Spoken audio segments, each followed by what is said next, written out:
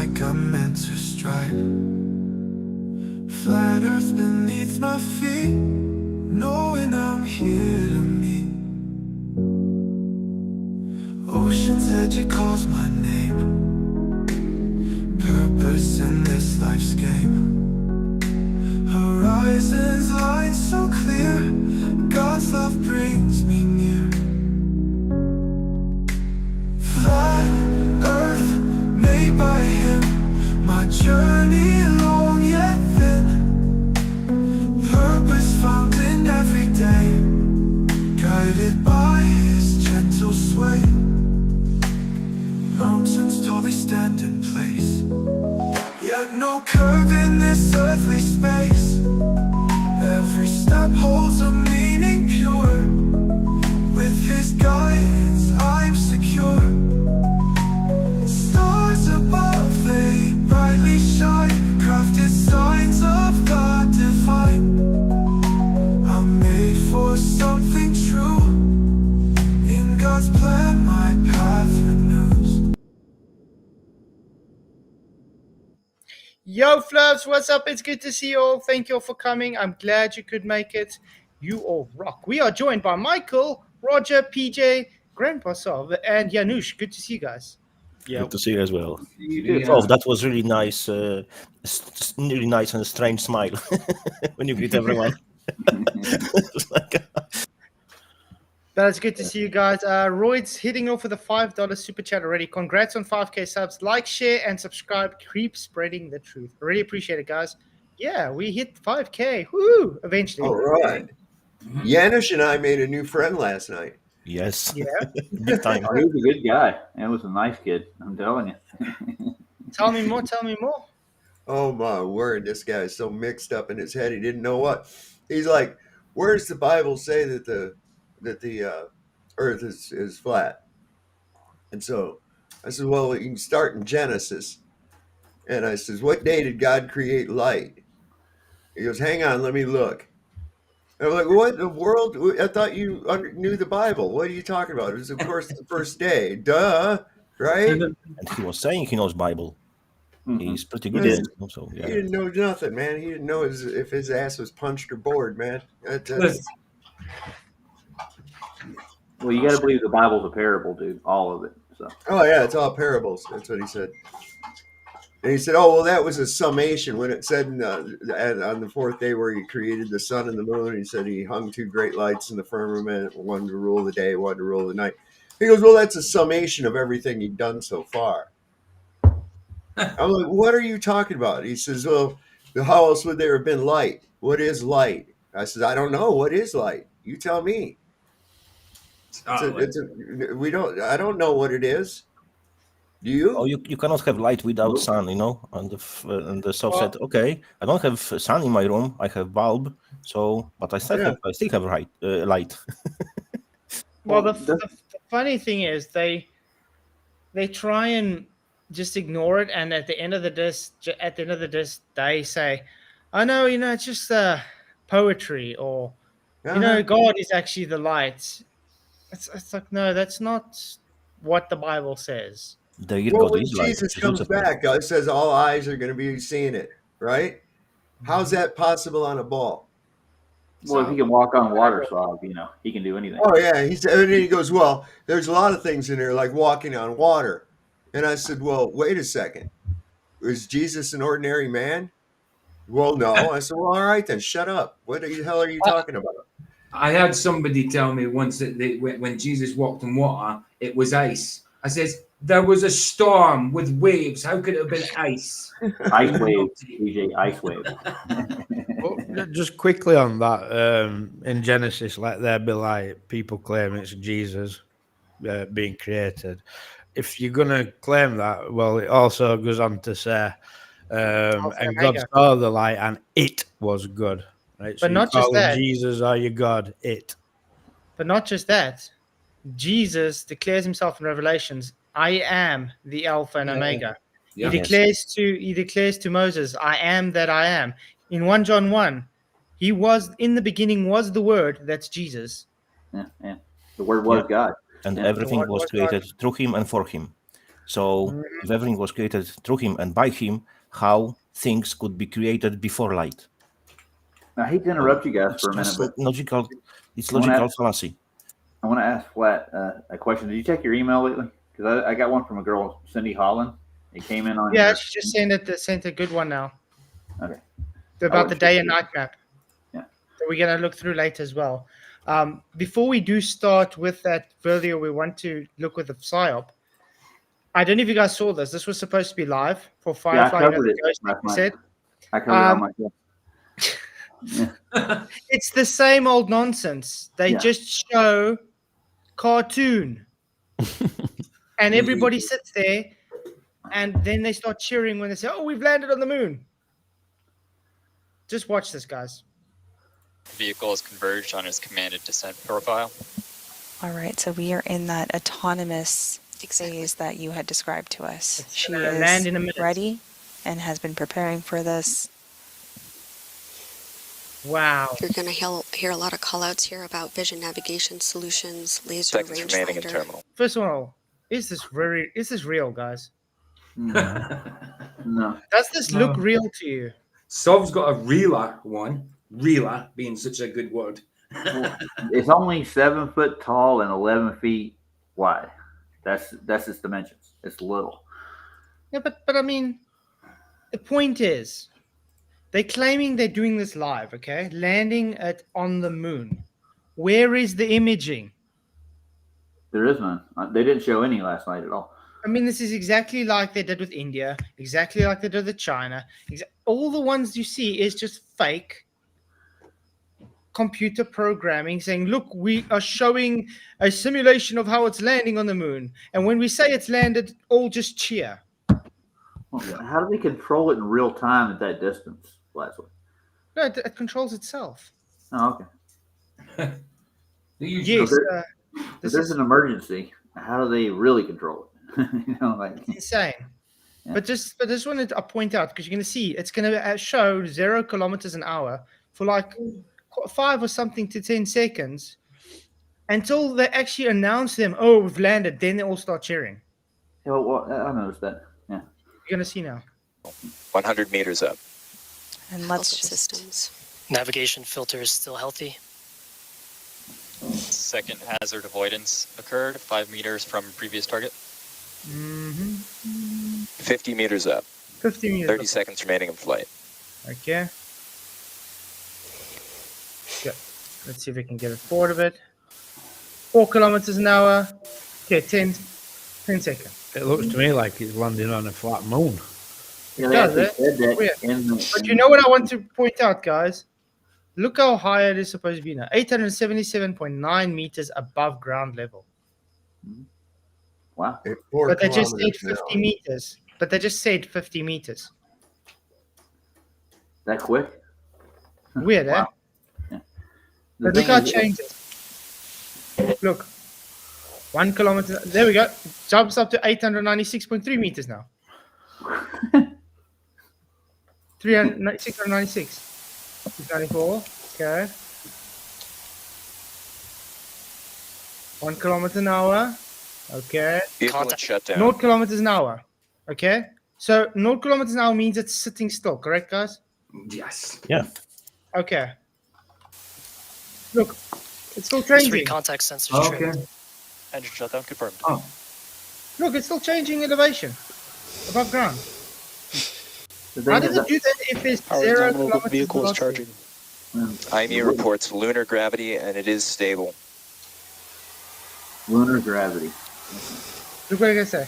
Alcon, chief engineer on ops. All Yell sitting select there. landing. We're on the moon. Woo! Yay! Yay!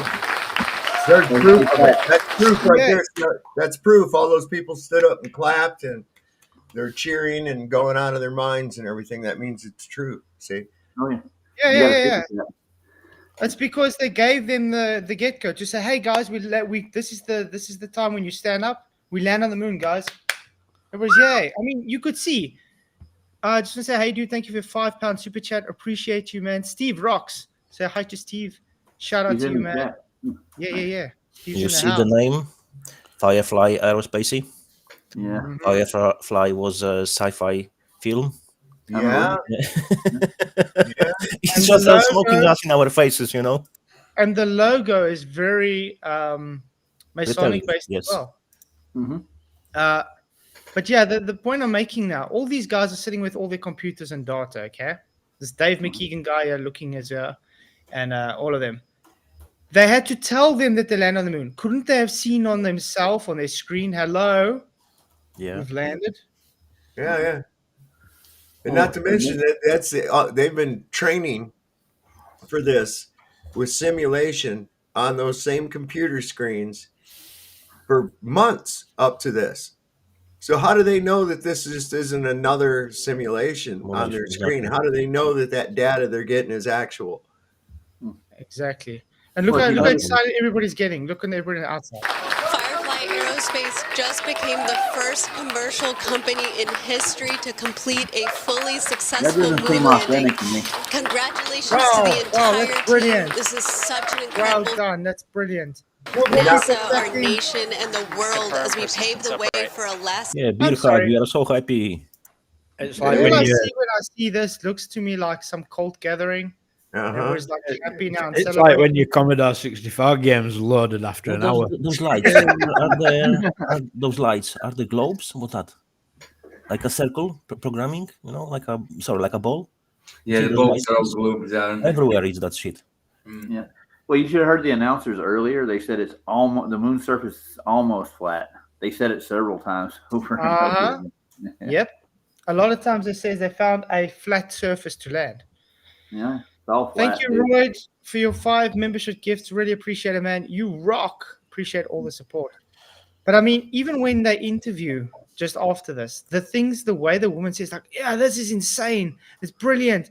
It's like breathtaking watching this happen. And these people, so excited Did they about say it. how they overtaken the Van Halen radiation belt? How they defeated? Did they say it? Anything about that? Oh, wouldn't it definitely affect Joining the us equipment? And you don't hear Is No, about that's any just why they're bothered to fake it. None of this showed up on any of the freaking news channels or nothing. Nobody. Big event. First time a private company has ever landed on the moon, right? Big event. But they aren't really private. They're part of NASA. Yeah, they are. NASA literally funds them. Good Lord. Oh my! They're Is part that of NASA. Sabina? No, that's not Sabina. No, Sabina's trying to throw away science today, so people aren't happy with her. Nope, they're mad at She's her. on the verge of saying academia is just pseudoscience. Oh, well, maybe she's waking up. Uh-huh. Guys, on the chat flag, check this. And the sign which is presented, and check what I have found. Skull and bones, isn't it? Or what's it? No. It's deeper than that. That's Hydra. the US Naval Intelligence. Hydra. That's Hydra, isn't it? Yeah, it That's is. what the U.S. Naval Intelligence uses for their logo as well. Hydra. Yep.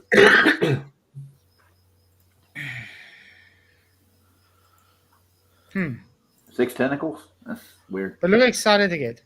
Administrator for the Science Mission Director at Nikki Fox, and then the Deputy Associate Administrator for Exploration with NASA Science Mission Director Joel Kearns. Nikki, Joel, I mean, what a momentous occasion. How are you guys feeling? Yeah, what a momentous occasion. We just saw a simulation. And what's the chances of all the people that could be doing and heading that stuff up? It's 2 small hats. How about that?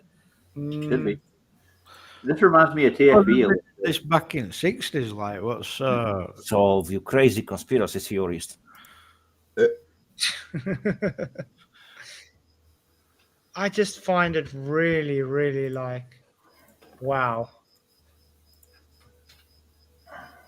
Insane. Who's that character? Oh, he's This a flat is, he's a flat earther. He doesn't do some bad stuff. We've actually, Banjo showed some of his stuff before. He's the guy that talks to the pilots about flat Earth. It's this guy. But now he's trying to explain why the final experiment is a psyop and how you know. He did a good video on it. Yeah. It's quite good. I watched this when I got up, but I was watching two videos at the same time. I had Vlad on my phone and I had this on the TV, so I was like back and forth in my head. So it'd be good to see it again. Yeah. Shout out to Vlad. He's been streaming a lot lately. Yeah, man. Been busy. I wasn't really here most of the day because it was my son's 6th birthday. Oh, nice. Oh, happy birthday. Yeah, it was quite good. Oh, yeah, by the way, thanks, What's PJ. up, beautiful? Say again. Yeah. Thanks for the $30, man. I appreciate it. Oh, that's what you go from. That's all right, dude. That's all right, man.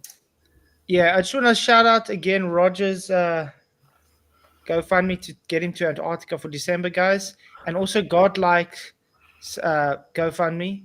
If you guys can help support him as well, because he's in need. Yeah, he's in need of it. His house is in a state, and they got a 1-year-old child in there, and his mother is also kind of sick.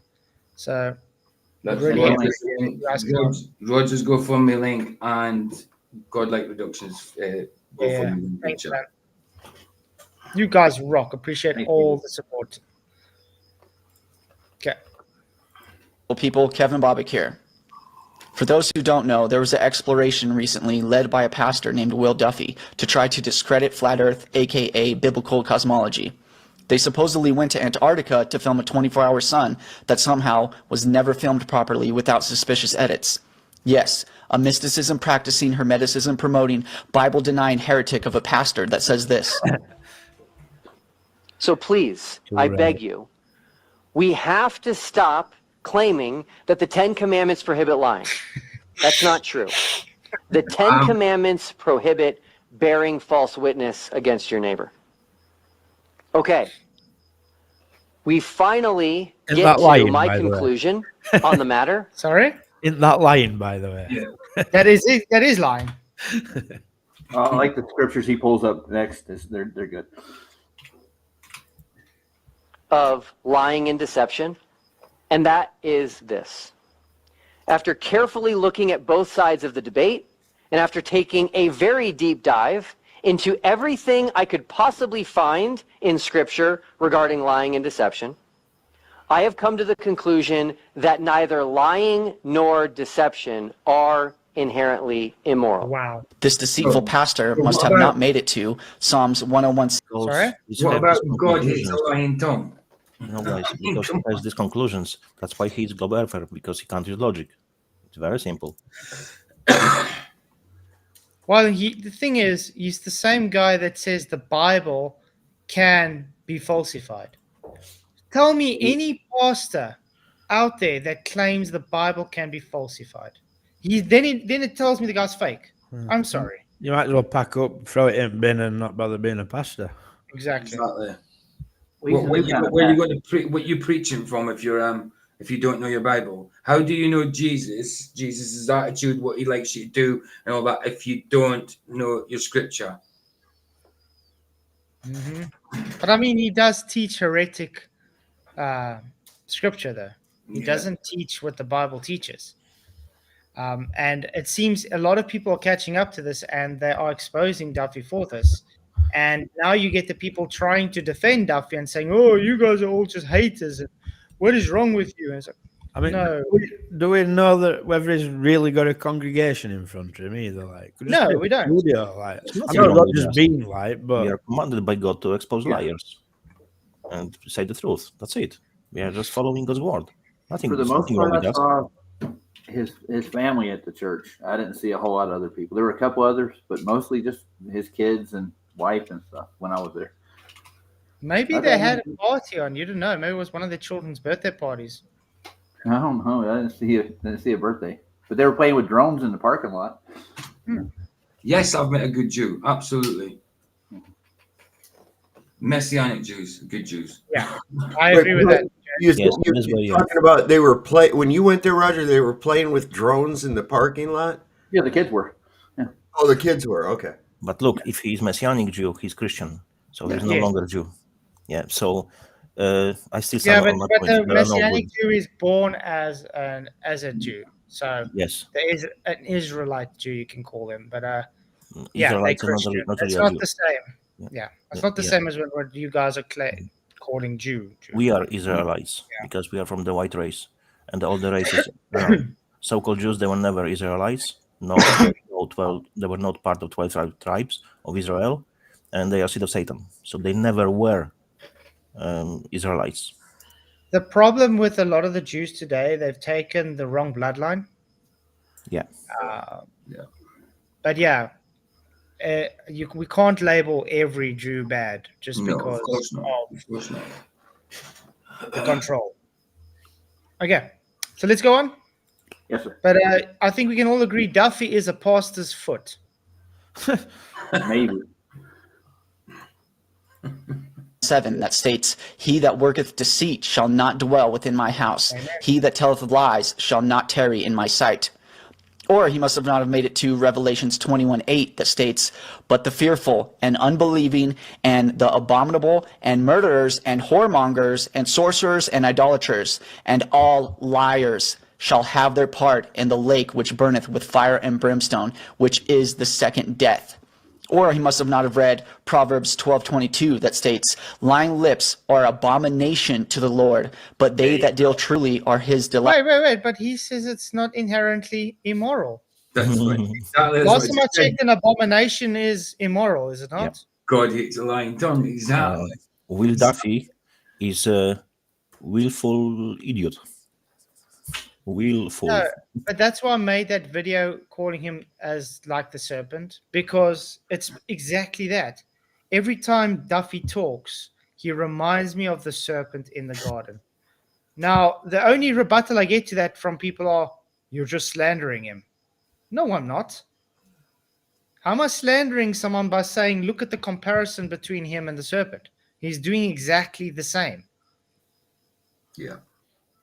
I don't trust Duffy at all, and I don't think anybody should. Never.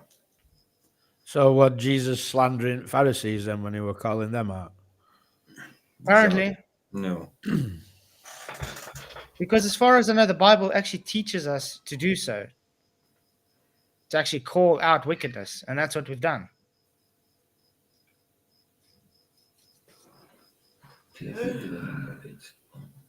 Light.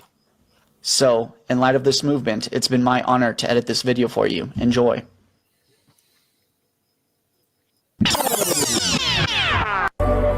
Most people have no awareness of how easily our behavior and even our identity. I'm looking for the perfect video, which is perfect match for the wheel. I just need to find it. It's very short, like 2 minutes, maybe even shorter. I need to find it. Identity can be completely taken over. But people are waking up. I spent 20 years in the U.S. military. I'm a behavior expert. I've trained psyops. I'm the best-selling author in behavioral psychology. I want to show you exactly how to identify what we call engineered reality, or what some. Before we do that, I just want to say, it bothers me though, since Mr. Mabbott brought up a screenshot for me. Shout out to Brian Mabbott, for bringing this to my attention a while back, where Duffy on his Facebook page, his cover page is him sitting with his children at the Department of Psychology. Why? Why is he so proud to be with his children sitting at the Department of Psychology? You muted, Soft. Where's this picture at? On his Facebook profile page. Oh my The God. picture of him and his family, right? Mm-hmm. That's a picture of his children. The reason I don't want to bring it up is because his children are there, you understand? So I don't like bringing pictures like that up. But yeah. That's weird. What's he doing at the Department of Psychology? And he's got more than one photo of that. What does that tell you guys? Who is he serving, you might say? Mm-hmm. Yeah. That's a step up. 2 seconds. Psychology.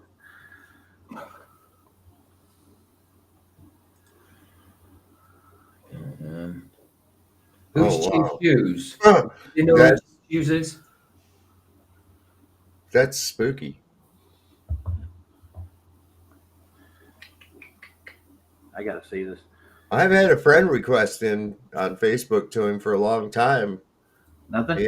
He hasn't responded to it. It says cancel request is the only option I have there now. But yeah, Department of Psychology.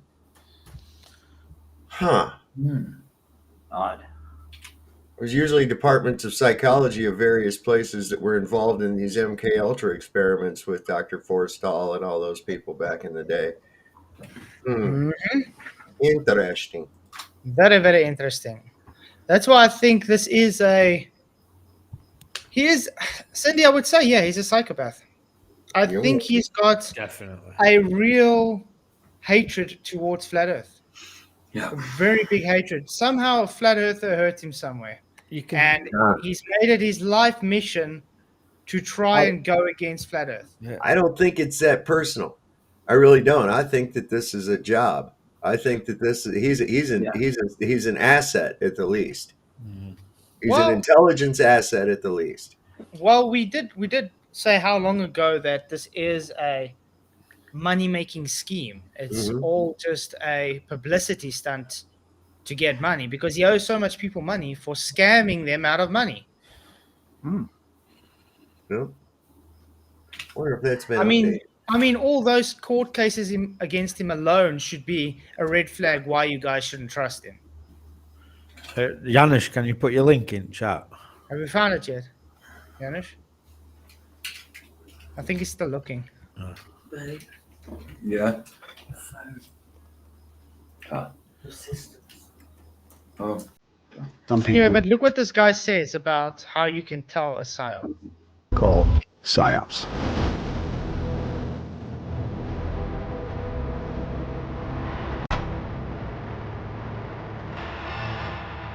At the end of this, I'm going to give you a tool that's literally going to give you a score out of 100 that shows you how likely something is to be a psyop. Let's do this.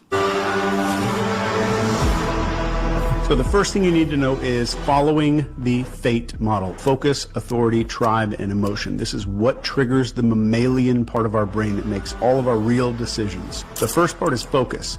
Psyops always aim to hijack your attention with repetition. So with this, okay, always hijack your attention with repetition. What do we have with repetition from TFE and Duffy? Nothing. Flat Earth is dead. That's all, yeah. Flat Earth is dead. That's all he keeps repeating. I just went to see what if there's any updates on this on Broker Check with Will Duffy, and there's a new dispute up. New one, dated the 23rd of January this year. And it's for violations of federal securities laws, fraud in offer of sale of securities, fraud in connection with the purchase of sale of securities, violations of California's securities laws, unsuitable recommendations, misrepresentations, and omissions of material fact, California unfair, unlawful, and fraudulent business practice, violation of California's financial elder abuse law, going after the retirees, are we? Violation of Washington's Security Act, violation of Washington's Consumer Protection Act, violation of Colorado's Security Act, violation of Colorado Consumer Protection Act, breach of contract, common law fraud, breach of fiduciary duty, negligence, and gross negligence. So this, and then it's got a date, 12/2019. Is this a continuation? Or was that Duffy? It was originally filed. Duffy, yeah. By the way, Steve, if you're still in chat, I did just get your email. I did send you the link, mate. So is this better than grand larceny that's over $500 or $5,000, right? Worth of money. So that's a felony charge. Yeah. Let me just show you real quick. He's a nice criminal, isn't he? That's the newest allegation right there. And it's dated 1/23/25, but there's a date of 12/2019. So this might be regarding something back in 2019, so, and they're just in other words, it's back on the table. Or it was just now being reported. You know that these are allegations from December of 2019, and it's just now getting put on the books. One of the two. That's a lot. That looks like federal prison type shit right there. Mm-hmm. You know, but that's a saying. He owes so much people, so much money. This whole TFE thing is like an attempt, a very desperate attempt to make himself look like the good guy, and that he can get money out of it to pay off everybody else. So that's how it looks. Somebody's got to be bankrolling him though to keep this going. The question is, that's why. For all you know, this could be government. For all you know, this could be government based, that they're keeping him out of trouble. It just so he's kind of has to be forced to do what he's doing now. You know what I mean? Yeah, he does seem driven though. He really does. That sounds like acquire CIA assets, isn't it? Like people who are in bother. Mm-hmm. It's quite crazy. I mean, there's definitely no way I would go to that guy's church. Not a chance. How does anybody follow that I'd go guy? to call him out in front of his congregation. Yeah, I'll go there to call him out, but that's about it. But then you go there and you find out there is no congregation. It's just him with a camera. You walk up to the church and you hear the choir singing and stuff inside, and you go in and there's nobody there. There's just a reel-to-reel tape recorder going. You know, it's just like a studio thing. You up and doing it. It's just like a wall of woods. There's no behind you it. You see how small that building actually is. It's little. It's ridiculously small. But that's to say, the church could even just be a front, a cover-up. Everything screams that this guy's some kind of either, I think, an asset or an agent, plus the fact that he was a producer for Bob Enyart for all those years. I mean, this guy's got some dark connections. Yeah, but he never heard of Flat Earth till 2 years ago. You know? Yeah, whatever. That's a bit difficult if you were under Bob Enyart. Yeah. It never considered any arguments after he debated Whitsitt and that, like, you know. He was so concerned about his friend, you know, the girl on Facebook. FTFA swears he's seen people at his church. FTFA hasn't been to his church. How does he see that? He can't see his own hand, so how's he see people? Yeah. Speaking of FTFA, has he presented yet his refracted hand to anyone? He didn't see people at his church. That was refraction. Yeah. That's a good one, Bob. Nice. Yeah. Refracted people everywhere. Yeah. There's my refracted truck and drive to work in about an hour, but you know, I'll get there refractively. Pause and ask, why is this message being pushed so aggressively? They consistently pushed this narrative over the past few months because they understood the importance of a first impression. If someone's first impression of flat Earth or biblical cosmology is this final experiment, then of course they are going to disregard it and not take the time to properly and thoroughly research it. It only takes 7 seconds to form a first impression. This movement has been gaining so much momentum that they are willing to do whatever it takes to try to slow it down. Thomas says he went there. I went to his church in the Saturday for the FE debate, and God told me not to go back Sunday. They loved lies. About 10 people there. Yeah, were they there for debate, though? They're not necessarily regular churchgoers. Yeah, but still. Oh, man.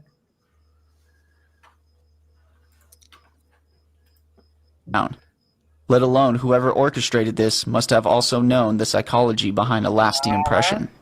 Cognitively speaking, what we say at CIA is your last impression is the impression that lasts. The second part here is authority. Trusted figures might shift their tone or position. That guy who was just being on, I'm some to his channel, like he says some funky stuff. I bet you that's all the hairdo.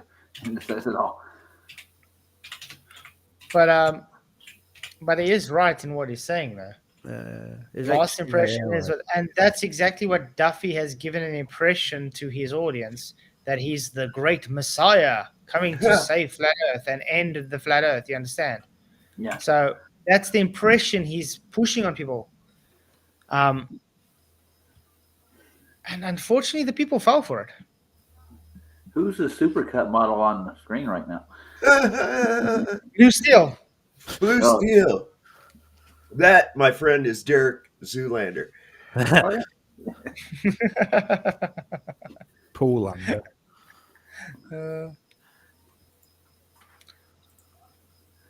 Yeah, let's see. Positions unnaturally to support the narrative. We'll now turn it over to the Flat Earthers. So obviously you all know Jaron Campanella of Jaronism, one of the most popular Flat Earth YouTube channels. Not for long. Oh, I didn't What do you say? realize he said that. Not for long. Not for long. Huh. Yeah. So he knew. He knew. And they ain't been there 24 hours yet, had they? No. And he's smiling about it. Yeah. He doesn't look very, how can I say, sad that he was wrong.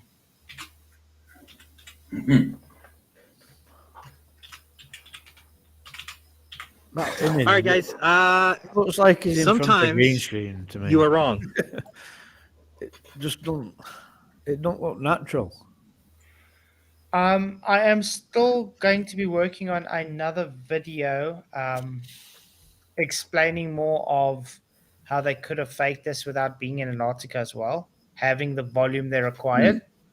It's going to be quite interesting. So stay tuned. Keyword, oblivion. Oblivion.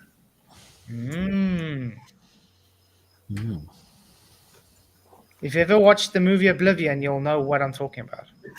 Yeah, I'm not sure. Let me just check and see if I have. With Tom Cruise. Oh, yes, I have. Yeah, I have. Of course, I have.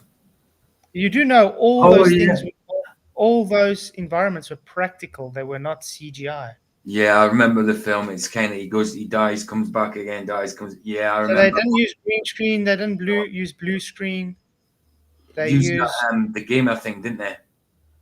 they The used gamer. actual. No, I'm talking Oh. about, in the sky. Let me just quickly get something for you. Go for it.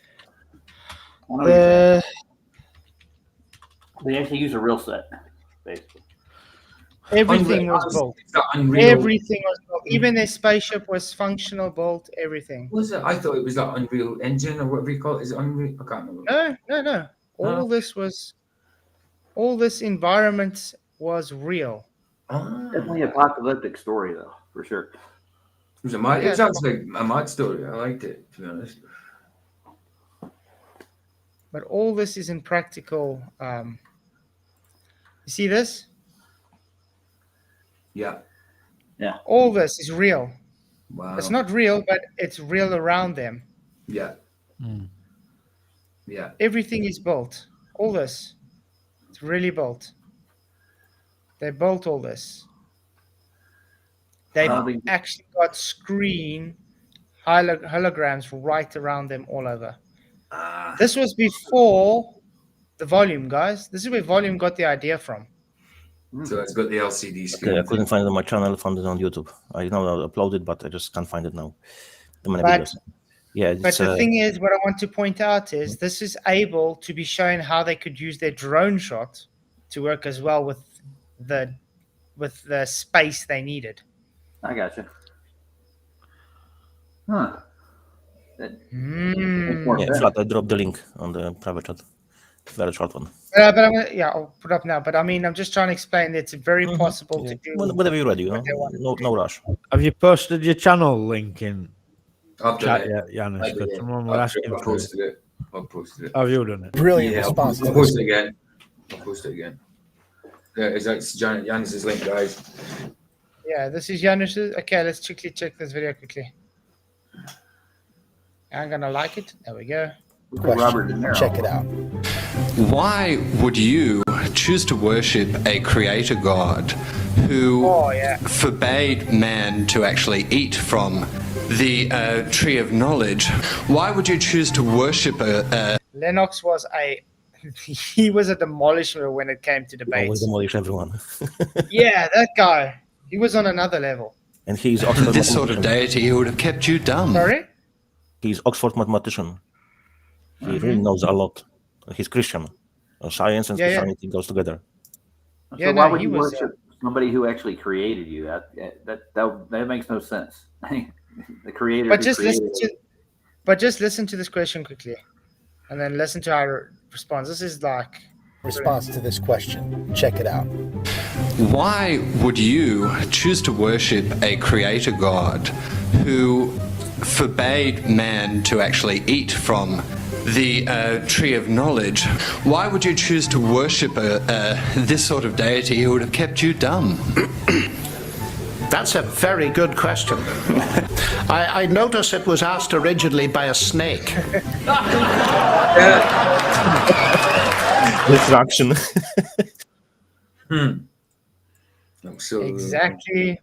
Exactly. Well, back to our favorite monkey on the ice, Jerry Captain. Mm-hmm. Yeah. Life. And I thought that there was no 24-hour sun. In fact, I was pretty sure of it. Kept saying it was true. I kept saying it wasn't. It's a fact. The sun does circle you in the south. That the sun does exactly what these guys said as far as circles the southern continent. So I honestly believe there was no 24. I want to point out, he said circles the southern continent. Why did he call Antarctica a continent there? I don't know. Yeah. And now he's going to point out that he believed the sun didn't do this. Now he believes it does do it. Not I know it does it. Yeah, I've been there long enough to look at it. Yeah. Yeah, words is very telling. Southern continent when it's used to be not thinking of it as a continent beforehand. Yeah, but straight away calling it a southern continent. But that's what I'm saying. First, he comes up here saying, yeah, he's not going to be a big channel anymore as a joke because he knows what he's going to do is wrong. Then he comes calling Antarctica a continent. Then he says, I believed the sun didn't circle a flat earth. Now I believe the sun does circle. But you're just sawing it. How do you believe it? You're supposed to know it. It's really odd. For our sun, I honestly now believe there is. See? They're holding guns on the other side. I believe there was said as far as circles the southern continent. So I honestly believe there was no 24-hour sun.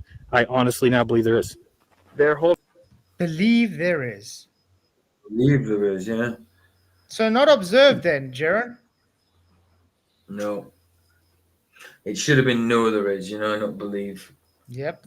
And even if you mistakenly said that, you would correct it straight away. Well, no, I don't believe. I know. You know what I mean? What's that? He kept it as That belief. makes sense It's a bit in weird. sets, I think that's the next thing I would talk to him about. Why did you say believes the sun circles now, not knows the sun circles? Do you actually think you're going to get a chance to talk to him again? Ever? No. Which it went devil on there, right? Yeah, I was thinking that, Aaron. It's paused when it's nearly doing a devil horns. We rock. Royds, I just sent you the link, mate. There we go. Yeah, Wits at hand. He's got the Baphomet hands going.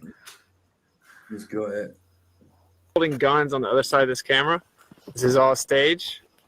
This is all stage. I mean, I was one of the people that said I definitely didn't think that there was a 24-hour sun. We were wrong.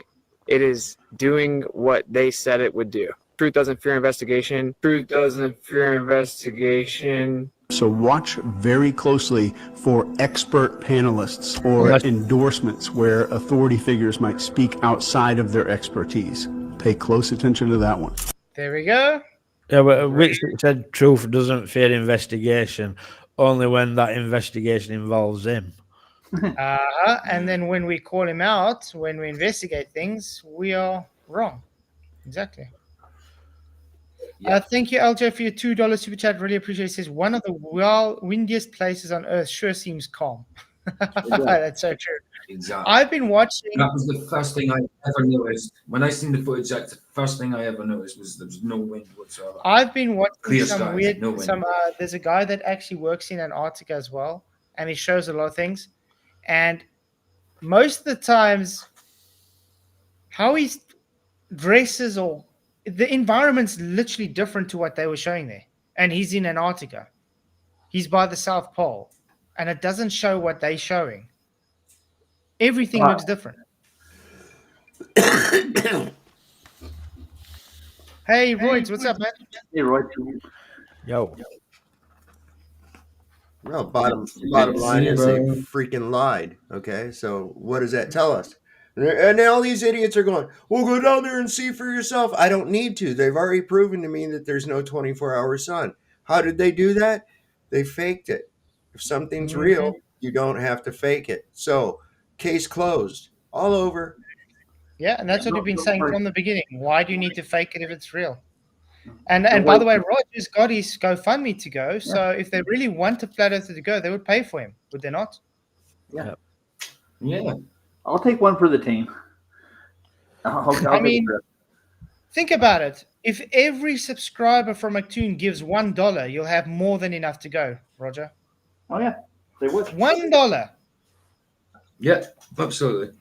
What happened to the other guy that said he was going to pay for our trip anyway? Oh, no. He made excuses saying we're all running away from him. We didn't take him up on his offer, which we literally did live. Yep. So they don't want us to go. Okay. No. Does the other guy show a 24-hour sun? Dr. No. Saying, what other guy? No, he doesn't show a 24-hour sun. He does say the sun doesn't set in the summer, but that's what he says. He says it's always light. Doesn't say the sun's above the horizon, though. And he never shows. What guy are we talking about now? Sorry. The guy I've been I missed following that. What guy? that lives in Antarctica. Practically. Oh, okay. Yeah. No, Roger will go this year. He will. Yeah, man. I'll take out a loan. That'd be cool. It would be cool. They'll give me a $40,000 loan to go to Antarctica. Like, that's quite a risky thing. Okay. Then we have tribe. So messages that polarize opinions or create stark in-groups versus out-groups or exploit our tribal instincts. For example, labeling groups as patriots versus traitors or scientific versus deniers. Oh, I've never heard that before. Oh, that's exactly what they do. What do they call flat earthers, guys? Yep. Science deniers. Uncanny, that, isn't it? Weird. And that is exactly why Duffy ignores when we say there's no science. It's not an experiment.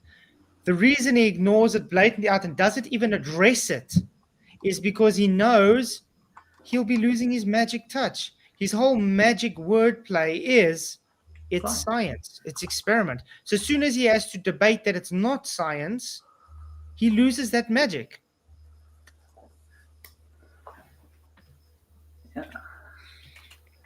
Tony Whitcomb for £5, really appreciate it. Says, when they all took turns speaking from Duffy to the last person, did anyone check the clouds behind didn't move an inch? I didn't even notice. Uh-huh. But thank you for the super chat, Tony. Really appreciate it. Yeah, I didn't notice. It's weird. And by the way, we're going to be reviewing a chat that I don't know if you noticed a few days ago. They had a homecoming, you could say, on Duffy's channel of all the participants in Antarctica. And guess what? Whitsett was the only one not there, and Lisbeth. Everybody else was, just not Lisbeth and Whitsett, the two flat earthers. Oh, was there anybody on there that didn't go? Mark Herman was on there. Jonathan was on there. McKeegan. Obviously, McToon, Duffy, and Critical Think. You know, the whole group, all of them were on there. But the only two that weren't there was Whitsett and Elizabeth. The grifter bunch. And it's funny that he was there. He wasn't there. Whitsett, Elizabeth wasn't there, but yet they had everyone else there, and then Whitsett goes on the panel for the Flat Earth, right, with Dave Weiss and everything. Yep. What's really going on? There's so much crazy, suspicious stuff. And I heard them. It's very obvious, and I heard them saying Whitsett mustn't be talking about TFE anymore. Something like that. It's like, what? Did he sign his disclaimer or something? Like, I can't talk about it? Something weird going on there. And what you said yesterday there at Flatzoid too, when you guys were talking about it, when you guys went through the panel and stuff, it's so true. This hype, the media hype of everything going on. If everyone stopped giving attention to TFE, like all the flat channels and everything, all these flat Earth channels, stop giving the attention that they're desiring. You know, it's creating this publicity over them. and they have nothing. They really have absolutely freaking nothing. Truth stands on its own, period. Well, that's one of the things Craig was really desperate to debate me. He hit me up early in the week and he said, "Why don't we debate?" I said, "About what?" And he said, "Gravity." And I'm like, "What?" And he says, "How about Friday?" I said, "I don't know, man. My work schedule is kind of crazy." And he said 10 p.m. my time or some shit or whatever. Anyway, I was like, I ain't even going to be home from work by then, probably not, but we'll see what's going on. But now I'm like, you know what? No, I'm not giving them any attention. Fuck them. You want to come on my panel? Go ahead and come on. I'm not going to feed your little stupid shit. I said, did you come up with anything new? Have you come up with finally some proof of gravity? That's why you want to debate it? He goes, well, I think I have some information that you'll be unable to deny. And I'm like, I doubt that. Otherwise, I would have seen a news article. A photograph of Craig's brain. Craig McNeil, proves gravity or something like that. And I didn't see anything like that. So, I'm pretty sure that, nah. Click the link on my show. Come on up. Anybody can come up there. You've seen that. So you want to talk about it, come on over to me. I'm not going to feed your little stupid fucking grift. And I think that this is really kind of coincidental. It might be nothing, but you notice after they shut down that USAID, within that, a bunch of money was going out to pay social media influencers. Okay. Which I think also includes this Alphabet's strategy of wanting to promote and put out these channels that they have, like these anti-flat earth channels and stuff to combat misinformation. Well, now we're seeing this, why are you coming to me to debate? What the hell? Little channel. What the hell are you bothering me for? And then he wanted to go on MDD, and I'm like, I don't like either one of those moderators, man. I think MDD is trash. Yeah, you said that so many times, Saab, and I think you're spot on, with the USAID. The thing is, the government, the Doge, Elon Musk, they will never go into NASA and audit NASA. That is the most funded freaking organization in all the U.S. government institutions. I don't know. Part of their show, though, was that as soon as Elon announced that he was going to do that, there was a bunch of high-level executives at NASA that just resigned. Boom, gone. So I don't know, and we know that most of the money that goes into NASA, it's not to put rockets up into space or go to the moon or any other such nonsense.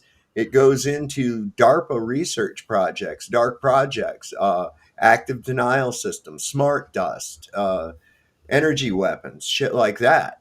That's where the money's really going to. It's not. But if they're funneling money through USAID, damn well they're funneling money through NASA and all these different organizations. It's and NASA is pretty much DARPA itself. It's so crazy how bad. Like, we are the whore of the earth. Like, America is such a whore of the earth, and the people have no freaking idea what goes on behind the scenes. It's so sad. That's why we have Lucifer right there in the harbor welcoming everybody here. What do you think, man? Come on. Yeah, but hey, man, we're foam finger number one. You got to remember that, right? USA all the way. First one on the moon. America, fuck yeah. Gonna save the motherfucking world. Hey, Steve's in the house. Yeah, I'll be there in a second, lads. No stress, man. I know he's watching watching the soccer. Steve, as in Steve Steve, yeah. Hey, dude. Duffy. Hey, dude. Hey, dude. Cool. Excellent. Where'd he go? Hey, dude. Yeah, of course. Hey, dude. There you go. Hey, what's up, man? Hey, I'll tell you what, though. Hey. I respect Steve a lot. Steve, I respect you a lot. You paid out to Craig. Oh, my gosh. Even as a Christian myself, this guy, him and McToon really they just drive me crazy. They drive me insane. They're so annoying. But, God bless you, brother. You're a man of your word, and I watched all your videos and everything. God bless you, and thank you so much for everything you do, brother. Amen. Cheers, my friend. Thank you very much. Yeah, guys, honour to be here, and I just need to get to know you guys. Obviously, Flats, I've been watching you battle with Will, but I really don't know you other guys, so it'd be really good to get to know you over the chat I'll go tonight. first. Yeah. I'm Michael. I'm also from UK. Yeah, Hi, Michael. PJ. I'm PJ. Yeah, pleased to meet you, buddy. Yeah, I'm in the UK. And just quickly, yeah, brilliant what you've been doing lately. Awesome. Thank you. Yeah. And that's PJ Yeah. next to me. And I'm Roger. I'm PJ. Hi, from the US. good Go to on, meet you, then. Roger. Go on, Roger. Yeah, it's been a journey, boys. Yeah, but I 100% concur with what your video was that you placed out there. No, go ahead, PJ. It's fine. I'll wait to finish. Sorry, I was. Yo, PJ. I think my Or a bag or something. Yeah, I'm saying I'm PJ. I'm in the UK as well. I'm in the UK as well, and I just think that time, Craig sat there and to call you a liar and everything, and you were justified, completely justified. I couldn't believe the way he treated you, and he was such a hypocrite, bro. But yeah, everything you're doing, fantastic, bro. Fantastic, man, your word. Thank you. Yeah. Well, guys, you all know it's only once flat. You can't turn back. Yeah, that's true. Yeah, I mean, I don't understand how a person can understand when you look at observable reality, it doesn't show a globe, and then you look at the sky and say, "Oh, I believe the sun circles, so let me go back to the globe." It's like, what has it got to do with the? It's literally the height of stupidity. I mean, you discovered truth, and then you think, "Oh, now I'm just going to go back to lie." It's like, what? Right. Well, now hold on, Michael. You get. I tell you, lads, it's nice to be in a room where I've not got hand grenades thrown at me 24/7. But like I was saying, your last video, 100% feel how you feel when you were explaining the dog fight. Like you got into the fight, and then you get so blinded by stuff that you just say things anyway. And I mean, I've even made that faux pas sometimes, where you say things out of the dog fight to try and just be in an argument. You know what I mean? So I understand fully what you mean. And I'll add. Yeah, well, Let me add to that flat stuff too. The thing is too, you're dealing with non-Christians. You're dealing with non-believers too, and so they will hold you to a higher accountability. Oh, you're a Christian, you got to do this, but you know what? We all get angry. You know, the Bible says, "Be angry, but sin not." Right? The thing is, when you get heated, you're dealing with people that are non-believers, atheists, all this other stuff, and they just think the Word of God is trash, and so the playing field is not fair. Period. And they'll use it against you. And here's the hijack of everything is, you got Will Duffy. He's a fraudster. He's not a true Christian. And I'll tell it to his face. I'll tell it to any other Christian. The thing is, when you are a true Bible-believing Christian, and Steve, you are an example of it. You paid out, you know. And I probably wouldn't, because I don't like Craig, you know. But you have integrity. And integrity above everything else is so important. So I respect you, brother, more than anything, you know. These people don't play fair, and they will attack your character, and it's easy to get into that anger, you know. Yeah, it is. But crazy. like I said in the video, guys, and I really, you know, I thought long and hard about how I could best portray it, but a dogfight really was, you know, the best way to portray it. And like I said, I was enjoying my time in the cockpit because. When I said in the video that I didn't really climb in until Craig invited me onto FTFE, and I was naive, really. I was expecting him for it to be a reasoned conversation, but it was just Craig throwing hand grenade after hand grenade at me. And that's when afterwards I decided to, you know, just join in, and that was my downfall. And like I said, you know, I've got a 4-parter coming out that. I just knew that if I didn't do the right thing, God, you know, I want God to bless the work that I do, and I know that if I'd held on, because, you know, guys, I'm sure you all resonated that with the the intellectual inconsistency of them saying on one hand, of course, Jaron said since, you know, I mean, we all know that he said it sets, you know, we all know that, and that was a biggie that they had to defend. Well, when I I slow it down and I stick it in Audacity, and I have the playing through, it's definitely sets. Yeah, and they all know it. You know, they all know it. And you know, in my last video, if I'd had my glasses on, you know, Will got off lightly, because if I'd had my proper strength glasses on, I would have seen that in the YouTube transcript it also said sets while he was interviewing me live. You know, and but I didn't see it. But it was a subscriber from Germany who just WhatsApped me a screenshot, and it was like bingo. You know, so. Well, Steve, you need to calm down and count to 10, sir. But you know, I enjoyed my time with Craig, and it's through gritted teeth that I paid up. But you know, God can work in these things as well, can't he? Even in the globe, community, and you know, doors are opening already on that side as well, which is great. You know, so yeah. And just what you did, though, Steve, though, too, paying out to Craig, because you mentioned in your video you had a subscriber that unsubscribed from you because, you know, you have to have integrity, all this other stuff. Here's the thing is, anyone can make anyone's video look bad and take everything out of context. The internet's good and it's bad in a lot of ways, because people can look at it and they can say, oh, and you can use smear campaigns, smear videos, all these different things. People have to have context, but you got to follow the spirit and follow your heart, you know? But one thing you also have to understand, you do get a lot of troll subscribers that just say, oh, I'm unsubscribing, which hasn't never been subscribed in the first place, because they say, like I got a comment today, I'm unsubscribing from you because you're just attacking everybody. I'm just out of this place. So I sit there and I watch. No subscribers leaving. I didn't lose any subscribers. So yeah, thank you. Yeah. Just to leave a negative.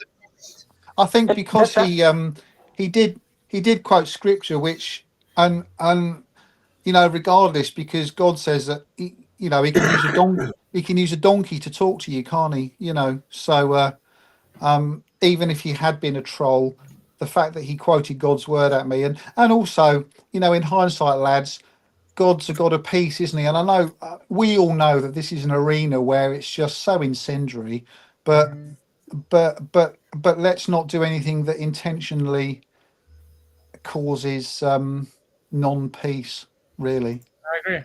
Yeah, but we have to expose the dishonesty there. Yes, absolutely. Facts. Yeah. Well, that's the thing is, Christians have to understand this. You know, Christ came, he didn't come to bring peace, he came with a sword, right, to divide asunder, right? Yep. So the word of God is very powerful and true. It cuts to bone, sinew, and everything. This whole TFE thing is, because I was a big subscriber to Jaron and everything, and I've seen Flat do his panel and stuff. I even donated to Jaron, you know. I don't like donating to YouTube, you know. Anyhow, but the thing is, he helped get me into flat Earth theory and everything too.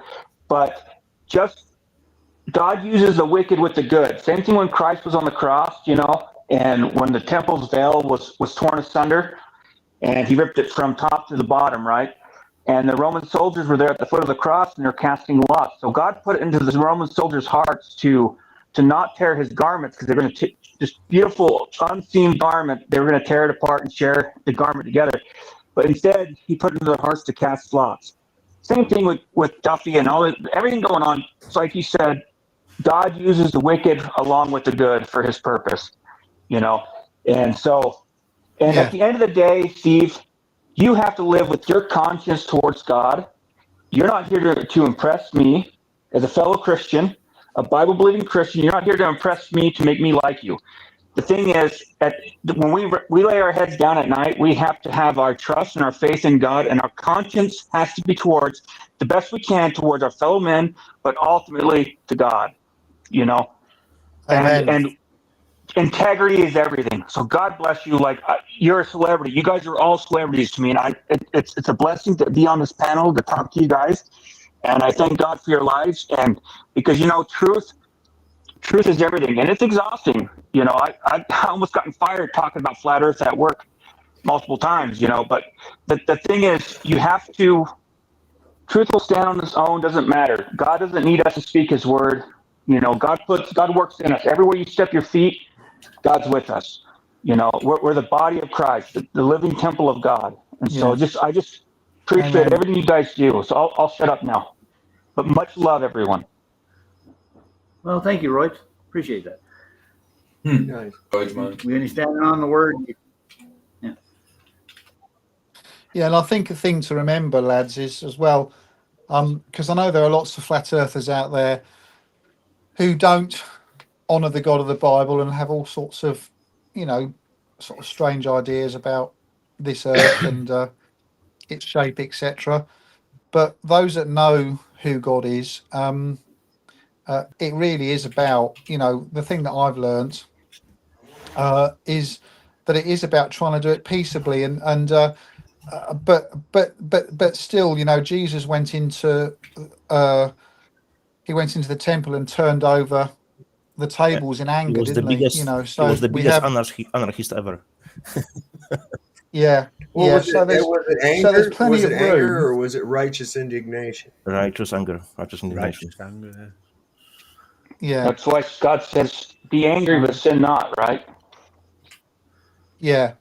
But the thing with ballers though, like they come to us with all abuse and insults and making fun. We don't go to them.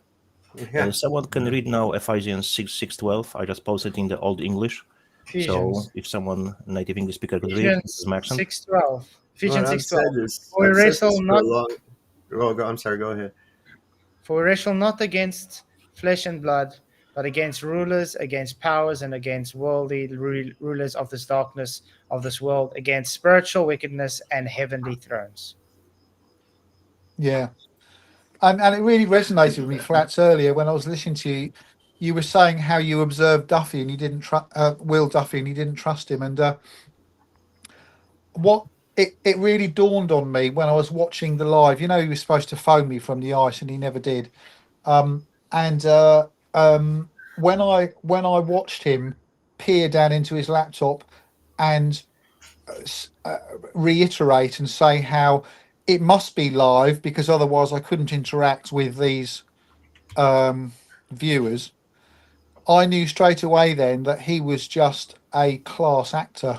Yep. And he doesn't put, on camera he's absolutely polished. He doesn't put a foot wrong. He is, he's an ad man's dream. He's a product manager's dream front face in front of camera. But he's a poster boy.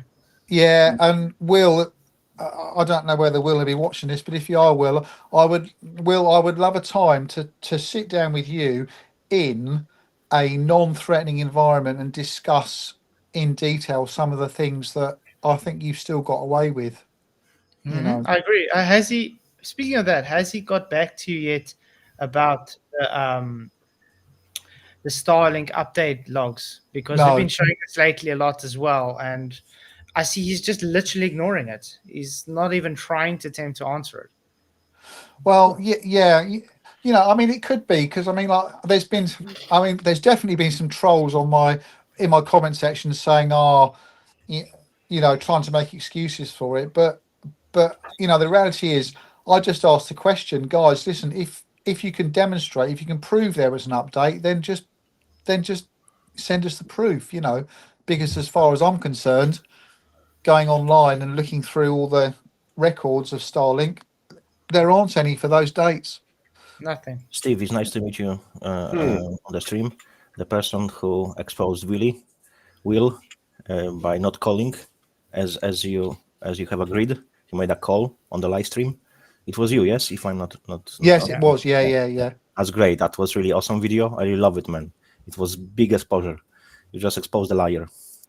Yeah, and guys, straight away the defence came back. Was there a time that, was there an exact time that was agreed? And and I said, no, there wasn't an exact time, just because I don't know your timetable. So, Will, when you go live, that's when you just phone me. And so my phone was by my bed every night. And then I woke up at 3:30 on the 15th, early morning Sunday, to see this stuff going out. And if Will hadn't referenced me on the ice, because he did, he goes, and hey, Steve, if you're watching, In fact, he referenced you. That's the thing. It's the fact that he referenced me, and therefore, because he referenced me, he was thinking about me. And so if he was thinking about me, he could have very easily, because his excuse was, I didn't have your phone number because my phone was out for a live link with Candace Owens. Because he referenced me, that means absolutely he would have had the capacity of mind to say, oh, hang on, I've got an agreement with Steve. I need to get his phone number out of my phone before I hand it out, and I'll use someone else's phone to contact Steve. But not even that, though. You guys had email probably and stuff as well. Yeah, but could he not have Wi-Fi called you? He doesn't need your phone number to Wi-Fi call you, though. He could have Skyped you. He could have sent you a link over email to join him on either StreamYard or whatever. He could have easily contacted you. Yeah, I know, and so, but anyway, that was all, and I tried to get that point across when I was on FTFE, but he was just so belligerent and just, he didn't give me room to even hardly to gather my breath. Craig's a bulldog, and if you want to have somebody beaten up on air, Craig's your person, but he doesn't win intellectually. He wins by brute force, really, and if that's how the ballers want to celebrate a win, But that's how he plays. All he has is charisma, because he doesn't really bring up any arguments, and that's why I stopped debating him. Yeah, charisma. Yeah, but that's practically what I can call it. It's the closest thing I can call is charisma, because I can't say he's intelligent, unfortunately, because he doesn't really bring up any valuable arguments in my. That's why I've ended up saying, nah, I don't debate the guy anymore, because if I do debate him, I get exactly the same arguments I've had with him for all the years we've been debating. It just never changed. But I mean, I genuinely laughed when Craig was appraising my video. I had quite a few ballers, which actually, guys, I took as a compliment that my video was being torn apart by quite a few different ball earthers. I must have been saying something that was rattling cages. No, you definitely did something. I was going to say, Stoops, thank you for your $5. It says Candace Owens' involvement screams psyop. I do agree with that, though. It's just weird that Candace Owens was part of this thing all of a sudden. She's married she's married to a Rothschild, man. Mm-hmm. Come on. Mm-hmm. So, Steve, you wouldn't block yourself as well. Number, would you? You what? Sorry. I'm saying. Go ahead, Janos. She's married to the Charlie Kirk, who is well-known co-inter pro. So they are just what they say on the YouTube. Other creators wouldn't be able to say. They'll be banned, but they are able to do it. It screams psyop straight away and co-inter pro. Well, this whole TFE right off the bat, red flags with trumpets went up as soon as Duffy mentioned that him and his good friend Michael Toon, and I was like, "You got to be shitting me, McToon! Oh my God!" As soon as that was right as soon as it was announced, I said, "This is going to be bullshit right from the beginning." I already know that. Yeah. Here, let me ask you, Steve. Have you ever seen McToon and Brenda at the same time? McToon and who? Sorry, you don't know Brenda. I don't think. Oh, you don't know Brenda, the he/she? No. I was going to ask you, why would you block Will's number? Oh, hang on. Is that that's kind of? I'm not sure whether it's a squeaky voice just in the background, just filling in when McToon stops talking. No. Is that this the one? is a full blown he/she. Yeah. Okay. 60-year-old man tucking it and acting like a girl. Okay. I was going to ask you, Steve. You wouldn't block Will Duffy's phone number if he was expecting a phone call, would you?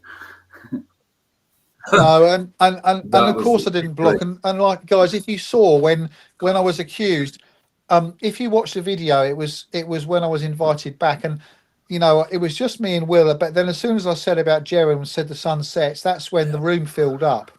Yeah. And if you watch, you couldn't believe it. If you watch, basically, but yeah, well, I mean, it was overwhelming, and it was tiring. But again, you know, I had to stand my ground. But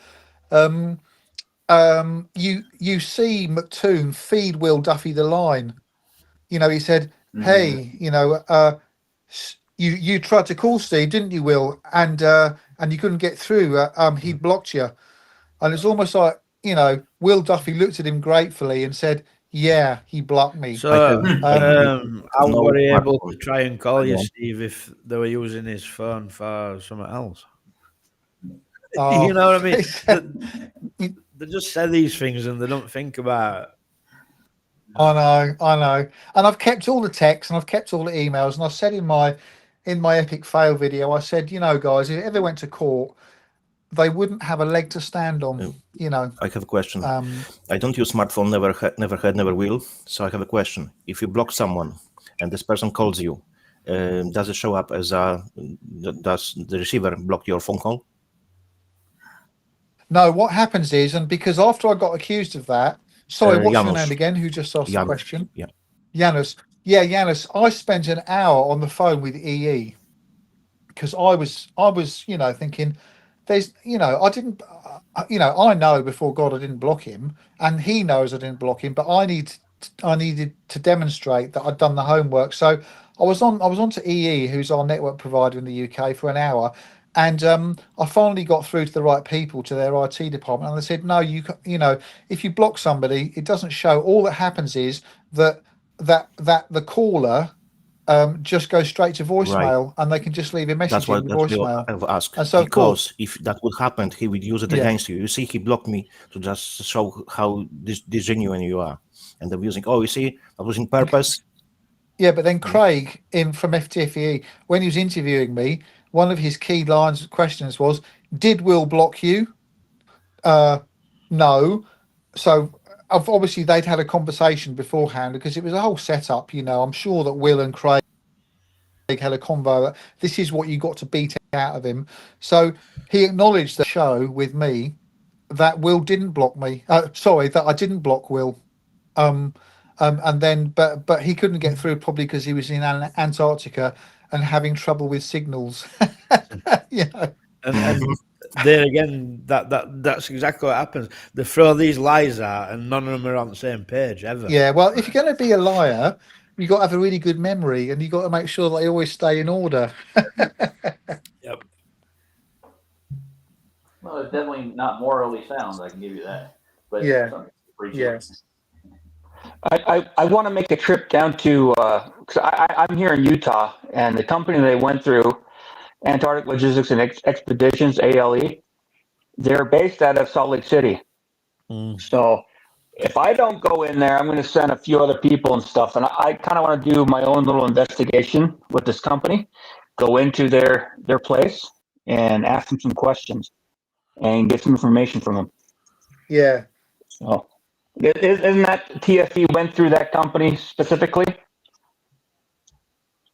Did what? Sorry, guys.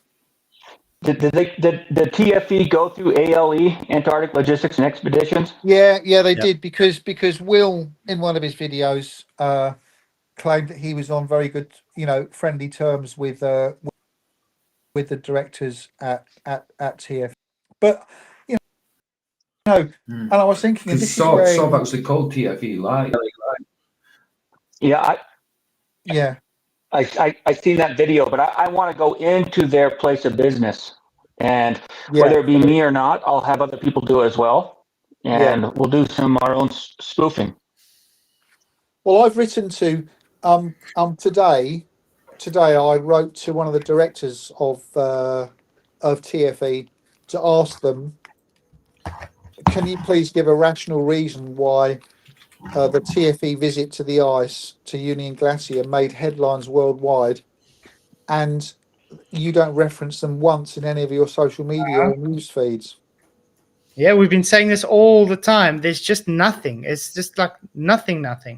Yeah. You'd think they would be proud of this achievement. Absolutely, Flats. And the thing is, they don't think they know anyone that knows people in aviation, the aviation field, you know. And ALE is a pretty big company.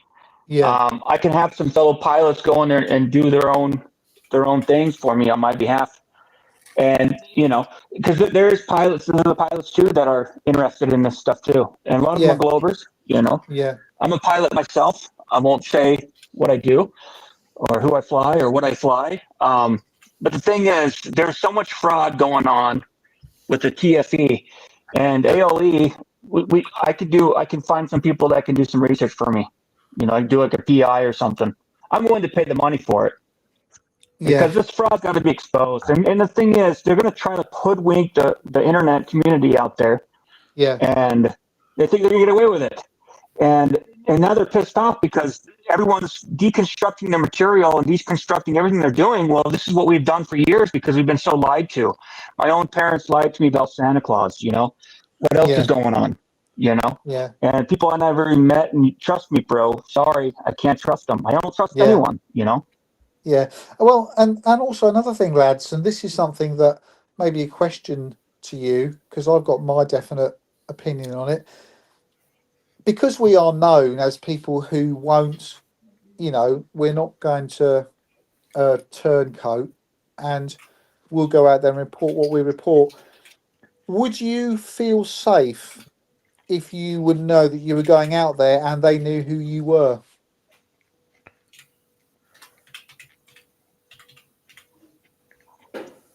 That's $1 million question.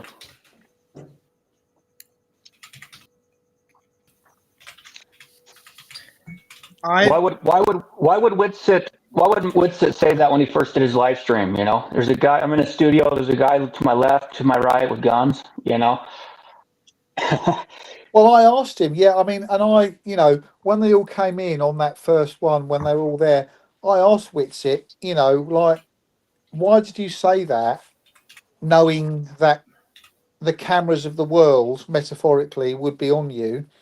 It seems a really strange thing to say. And Whitsitt, I'm sorry to say this, buddy, but I think you said that because there weren't literal guns behind the camera, but what you were facing as you were on the ice were the true power bases and who were pulling your strings. Mm-hmm. And then my battery went flat because I've been on for about 4 hours, and you know, so I didn't get a chance to sort of ask him anymore. But I know that I don't think I seriously don't think I would feel safe going out there, and I don't want to sound like I'm being uber conspiratorial, but when you look at the polish and the money that's behind keeping this whole lie suppressed, you know, we all know that freak gardening accidents can happen, and why not a freak ice accident? You know, and I think I'd find it quite hard to say yes now to going out there. Yeah, very often serial suicider might visit you. Well, I don't know. It's just I just wish I could. You know, the whole thing's so untrustworthy, and there's such a lot of money and such a lot of spiritual darkness going on at the heart of this that you just never know where it could end. And if I didn't see that element in this whole TFE thing, I'd be up for going out there. But I think, you know, I don't want to get ideas above my station that I'm worth killing. But you know what I mean? It's like you can get into some pretty difficult territory in this whole. It's not whether you are worth killing; it's the information that you're going to bring back. You know, exactly. I wouldn't care because years ago I have chosen to not have family because I knew I'll be going in future, and I wouldn't ever put anyone at risk. So if they're going after me, they can't go after my family. That was my premise. Yeah. So I can really risk into a lot of things which other people can't because they have families. Sleeping Warriors in back Flatzoid is a room. Oh, it's there. Huh. Yeah. Nice. Well, that's why we're sending Roger. They just commented saying, let me in. No, I'm in the back room. Well, somebody No, it's not. Contacted me and they said, look, you know, put an offer out to you and you can put 100,000 just, you know, and go out there next year. And he's put £100,000 in. And if you come back and you can capture the setting sun, then that money's yours, you know. So, I just got mic problems. I've sorry, been getting mic posts. I've been getting posts since I've been going. They're like saying, "Have fun down there. Be careful on the ice." They're like veiled threats almost, literally. If I go down there, they said, "Be careful." You know. Hey, Anthony, what's up, man? Hey, just give me 1 sec. No stress, mate. I like the name, Bob the Fallacy Guy. Can't science. But yeah, the thing that's for me is, then me and Sol's been saying this from the beginning. If it's real, why do they need to lie? Right. Why would there need to be any deception? Can you guys hear me? Yeah. What? Right. The reason why I've joined is because something that your guest, I think it was Steve, just said. He said something like, "How much would you want to go in a plane with these guys?" Given that we have lots of plane accidents regularly. I mean, it's supposed to be the safest form of travel, right? But the planes fall out of the sky all the time. Let me put it to you this way. I would not go in a plane with people that I know hate me that much that they've got the intention to. I'd be happy to believe and accept that they've got the intention for me to go missing. Yeah. You could not pay me enough money to go and stay in a plane with the likes of FTFE or whoever else it was.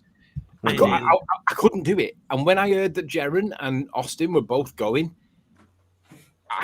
you would need to pay me millions of pounds. I mean, I couldn't even sit in a plane. I couldn't sit in a pub with them guys, let alone a plane where you know that your life's at the mercy of other people. I just couldn't do it. How much money would it take Flatzoid to get in a plane with the likes of McDuffy or whoever else? Just pick your favorite enemy, and how much money would it take for you to go in a plane with them people? And then when you answer that with a number, think about that means that Jaren must have had a bigger number because he's hated by everybody, apparently, right? On their side. Then is it not more likely that Jaren either didn't go at all, or if he did go, he must have been paid, be it in kind or whatever? Because, like, you couldn't pay me all the tea in China to go on a plane with these guys. So my question to everybody is, how much would you accept as a money to go on a trip with these idiots in a plane where you know very high risk? Anthony, though, that's working on assumption that Jaren and McToon and that aren't friends behind the scenes. That's what I'm saying. Assuming that they're not friends behind the scenes. I mean, Flatzoid, how much money would it take for you to get on a plane with them guys and go and do it? I don't have a price. Could you? Sov, how much would it take for you to get on a plane? No, look, man, that whole thing of bullying everybody with, it's a free trip. It's a free trip. What are you, dumb, turning down a free trip? That's like, hey, little kid, want some candy? You know, or I got 3 puppies in this van over here. You know, it is like the candy man, isn't it? It's like, it's like, no. So, PJ, how much for you? How much would it take for you to get on a plane with them guys? BJ, I wouldn't. No, I could not sit with McToon at all. And Duffy, no, never. Especially, I mean, that's smuggling best and Judge, you know, with his salmon, with his deep dive. So the answer is no amount of money, right? I would do it for zero. Well, I got to look at it this way. If I was younger, I'd worry about it. I'd worry about it if I was younger because, you know, that I know I would get a felony or more. But as I'm older, you know, the prospect of a life sentence doesn't really mean that much to me anymore. So I don't know. Exactly the same meaning. Because I was training, I was involved what I was involved in. I would gladly go with them for zero. Because then no corrupted court would put me to jail because I was protecting myself and they killed a few of them. Because if other people would attack you, so that would be clear case that you were defending yourself. So I'm going to go with the notion that nobody would have any money involved in this because you just couldn't go. Well, listen, Anthony, right? When Flats debates people like Toon and Craig, I don't even come on stream. That's how much I catch. He doesn't even watch it. So nobody would actually do it, right? So now the next question is, How surprised were you? Like shocked, surprised? Like for me, I was gobsmacked that Austin and no. But we're assuming that they're on our side. Well, you We're see, assuming that they're flirts, right? Anthony, before this happened, I actually called him and I said, Jaren's going to use this as his out. And I specifically stated Jaren would do this. I agree. And I was so clear that I think Whitsett was just roped into this. He was like I stuck agree, in the middle. but we're working on the assumption that we accept that they're flat earthers. We're not working on the assumption that we don't believe that they are and that they're shills. We are all I'm working on the assumption that we accept that they're flurfers, right? Yeah. How shocked and surprised were you that them two both agreed to it? I was blown away. They're number one enemy, right?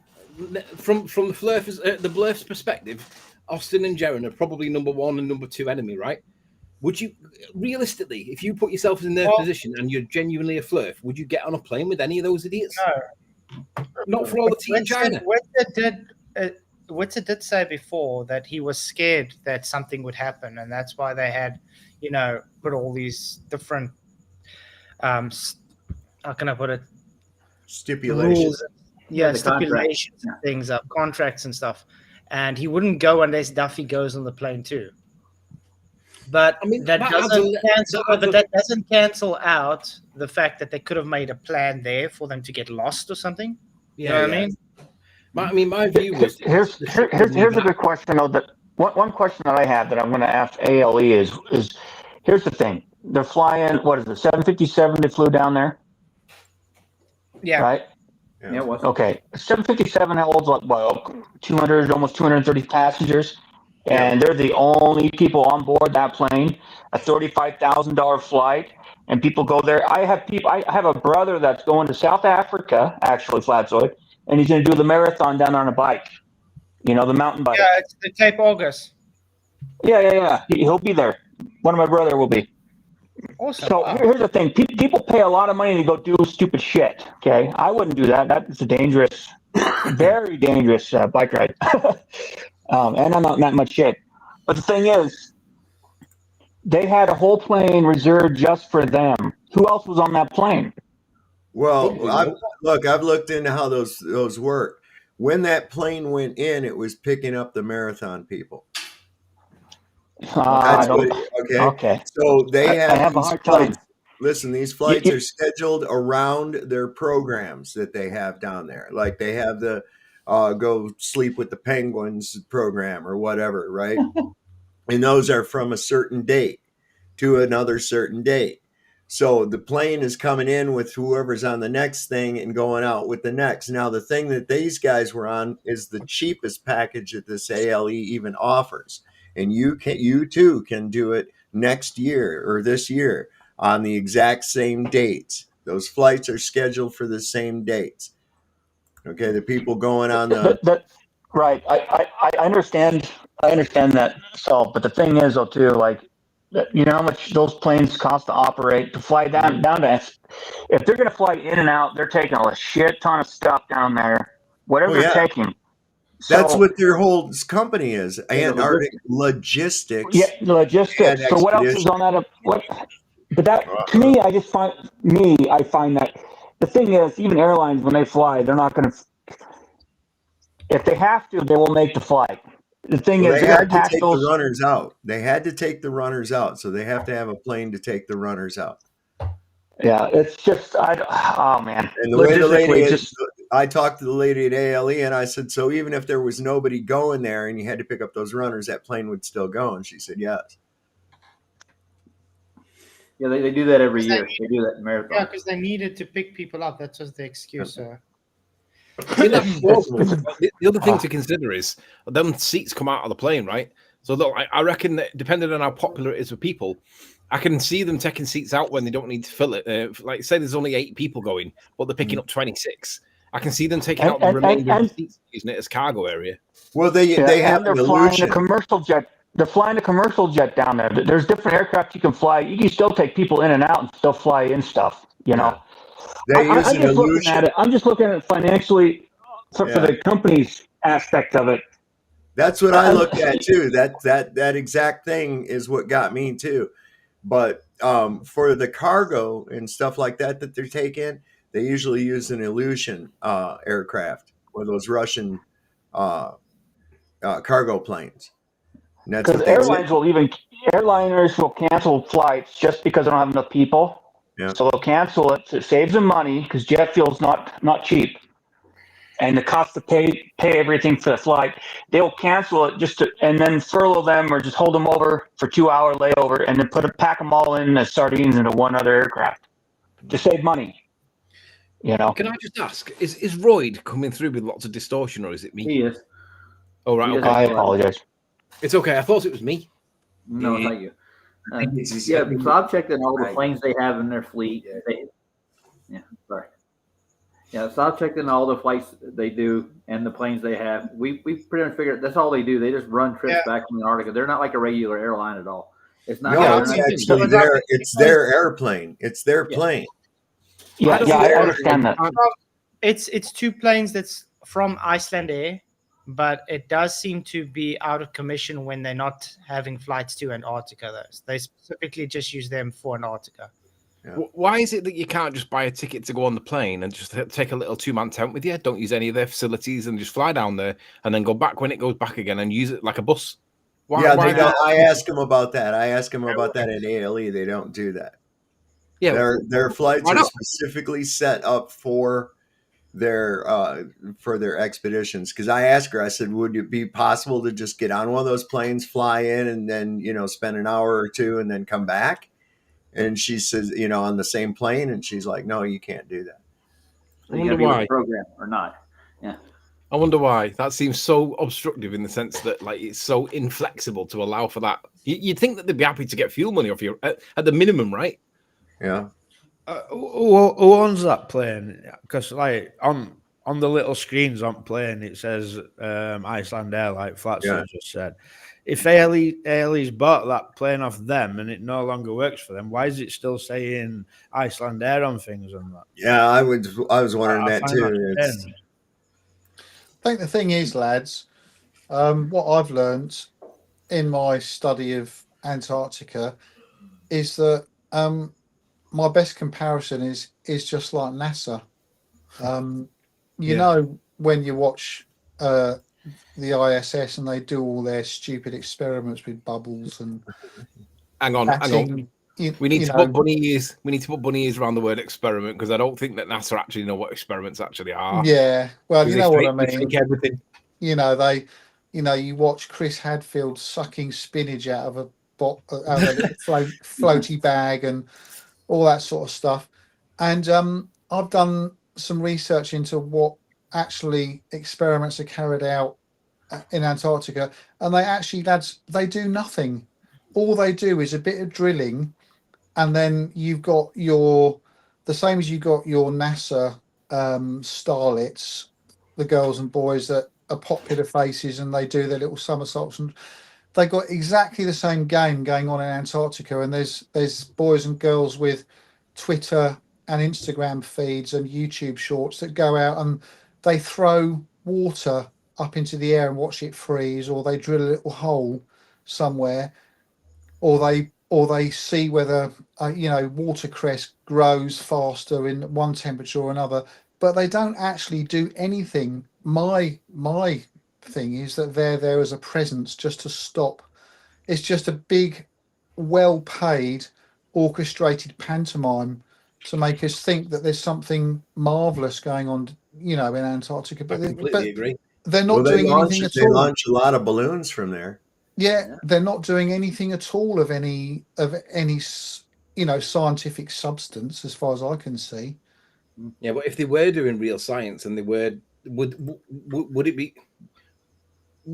You would expect there to be publications everywhere, wouldn't you? Saying that in Antarctica, particular enzymes can be grown that can't be grown anywhere else, and you never hear anything like that. You never hear anything. You only ever hear things like a mad skiing episode that went on there or whatever. Yeah, it's like that's there doesn't seem to be.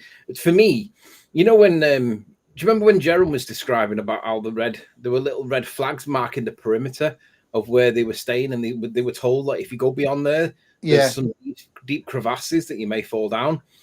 That, depending on how you view that, you can view that from Jerome's perspective and go, oh, they're warning us of real risks to life and we're going to stay inside this red like perimeter, or you can view it as they are actually contained. They're not allowed to leave there because of their own fear. But they are still contained. Jaren probably didn't go beyond those things because he was scared of going down the crevasses. But the reality is crevasses probably don't even exist, because if they did exist, the plane would never land in the first instance, because they'd never know how safe it was because of the risk of crevasses. So it's like, Well, I think Jaren's biggest psychological mare for him was going out there knowing that this was all bullshit, and that he was probably thinking to himself, "Of red flag, my arse. This is just all about control." Because I mean, he knows the score. Because he did a fantastic debunk, which I included in my last video, of Mawson's Antarctica base. You know, where you see the flags, the shadows leap 6 or 7 hours. Yeah, I watched that when he put it out. That was a good little debunk. Yeah. And they actually had snow on the ground too, like freshly fallen snow that would leave footprints. I have something interesting I want to pull up quickly, if you guys don't mind. No. Cindy Holland, shout out to you. She actually kind of put me up on this. I want to show you guys something based on the midnight sun that they have there, and when they claimed that the sun should be when they were supposed to be looking at. You guys can see the screen. Yes, sir. Okay, we can all see that the sun is north of Antarctica, correct? Yep. Over Australia. Yeah. This is when they had the drop, when they were supposed to have the Starlink update. Okay, so that means that we'd be looking north towards the sun. So that's at 3 a.m. Now I want to ask you something. Let's move to Duffy when he was streaming at the midnight sun. Okay, now this was 12 p.m. I'm sorry to interrupt. Just go back a bit, because I'm not sure that looking north would be right, would it? Just go back a minute. Yeah, because it's north. But they're not below Australia, are they? They're below South America. They would be looking up. They'd be looking north. They'd be looking northeast. Yeah, they'd be looking northeast for the sun. Well, no, so that would be about midnight their time, wouldn't it? Their local time. It's 3 a.m. This is 3 a.m. 3 a.m. So it wouldn't be looking north. It would be looking east, would it not? Let's actually go to midnight, I think. It definitely wouldn't be north if it's midnight their time, or 3 a.m. It couldn't be north, could it? It'd have to be something towards... It would have to be easterly. If that sun is correct... There we go, north.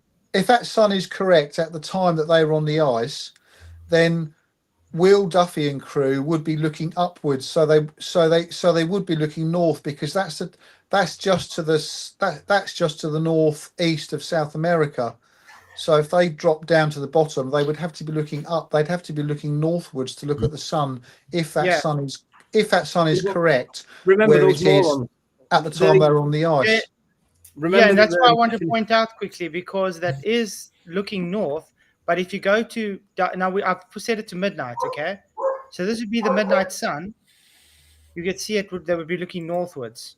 Now, if we go to Duffy when he's presenting his midnight sun, look which direction they're looking. And there you go, everyone. And this is still in the sky, by the way. It's in the sky. It's got. There's the sun. We have no idea of knowing which direction he's looking though. Wait. How do we know the direction there? Let's go to if you go to Duffy's drone footage, that drone's pointing north when it's looking at that mountain. No, but look now. This is Jaren. Remember, he pointed out south. There, you can see. Look where north is pointed. That way. Opposite of Mount Rosman. Honestly, my view on their directions is that they haven't got a way of knowing where north is. They haven't got a way to. They have got no objective cardinal direction. They're just doing it based on sunrise and sunset, which doesn't happen according to them. So they don't have it. And you're right. You're right. Iron Fred did good videos on that too, when he talks about Operation High Jump. Like there was the sun never went over the horizon. Yeah, but look what I'm trying to say though. They're making a claim that the sun is south. They are observing it south at midnight. But if you look at Jaren, where he placed south and north is opposite of where the sun is based on. I see. You've got you've not pointed out the line in the sand and the N pointing north. I didn't realize that's what you were pointing at. Yeah, that's north. So that is where they're supposed to be looking at the midnight sun, is northwards, and they are looking the total opposite direction. Yeah, but could that not be equally argued to be south? And that would be the direction. No, but look at it. This is where the sun would be. Yeah. They would really have to look north. They would have to look north to see the sun at midnight. They were looking south. That's why I don't trust anything they're showing. I don't trust anything they're showing. Like my view on this, and I don't know if any of you agree or disagree, but they don't have any way of knowing which way north is. They have no way of knowing. Tell me, how would you know where north is? Well, I actually worked it out on using Google Earth Pro. Mount Rosman. Let me go to it quickly. Yeah, but this is like arguing where the testicles are on the. No, I understand, but based on the location on using Google Earth, you are able to get north and south and everything. Let me quickly bring it up. Yeah, but again, though, this is arguing where the testicles are on the unicorn. None of this is actual real world. All of this is like make believe fantasy. Are we not arguing within the paradigm? No, I think you're missing the point here. I think you're missing the point here. We're trying to show that even based on their paradigm in their model, whatever they're claiming, they have it wrong. They're looking in the wrong direction for the sun. So that means the sun they're observing is not the real sun on camera. Look at the length of those shadows. Because look where south is pointing. South, let's go to north quickly. That's north. See, north is away from Mount Rosman. So they are right. South is Mount Rosman. So they're looking south at the sun. So this is south, guys. So they would be looking, this is Mount Rosman, okay? So they would be looking this direction at midnight for the sun, if it's in the south. But they claiming that they're looking at the sun. But the sun, based on their evidence, time and date, it is in the north, not in the south. Yeah, that's a good point. Based on their evidence, they seem to be looking in the wrong direction. Yeah, they're looking in a total opposite direction. And the sun's in the sky. Based on their own evidence, right? Because look, it's above Punta Serenas at midnight. See there? Mm-hmm. It's above the latitude of Punta Serenas. It's above. So, in other words, the sun should be north, not south, at midnight, and they're pointing south at midnight. So it's an opposite direction. Jaron did say they flew south all the way to the base. So if they did fly south, then yeah, you are right. They wouldn't be looking in that right direction. Jaron said it circled over his head. It'd go over here and it would set. Like, make up your mind. All right. Well, here's an AE projection from the south.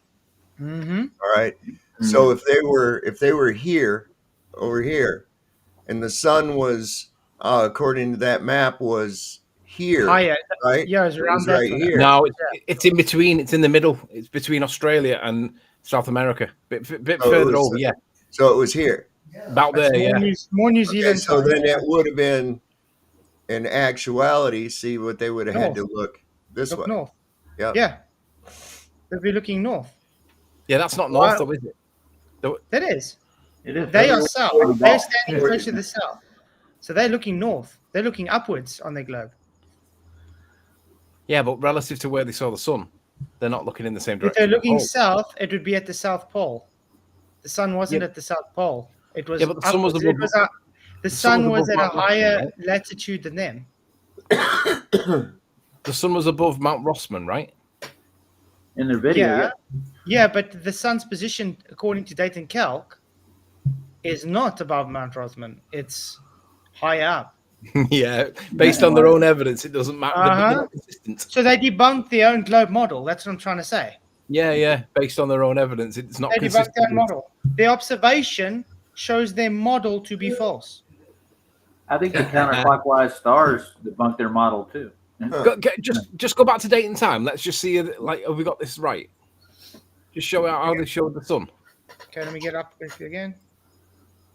Play screen. Because we might need to flick straight back to that AE map again. So the sun, as you can see, it's just above New Zealand, isn't it?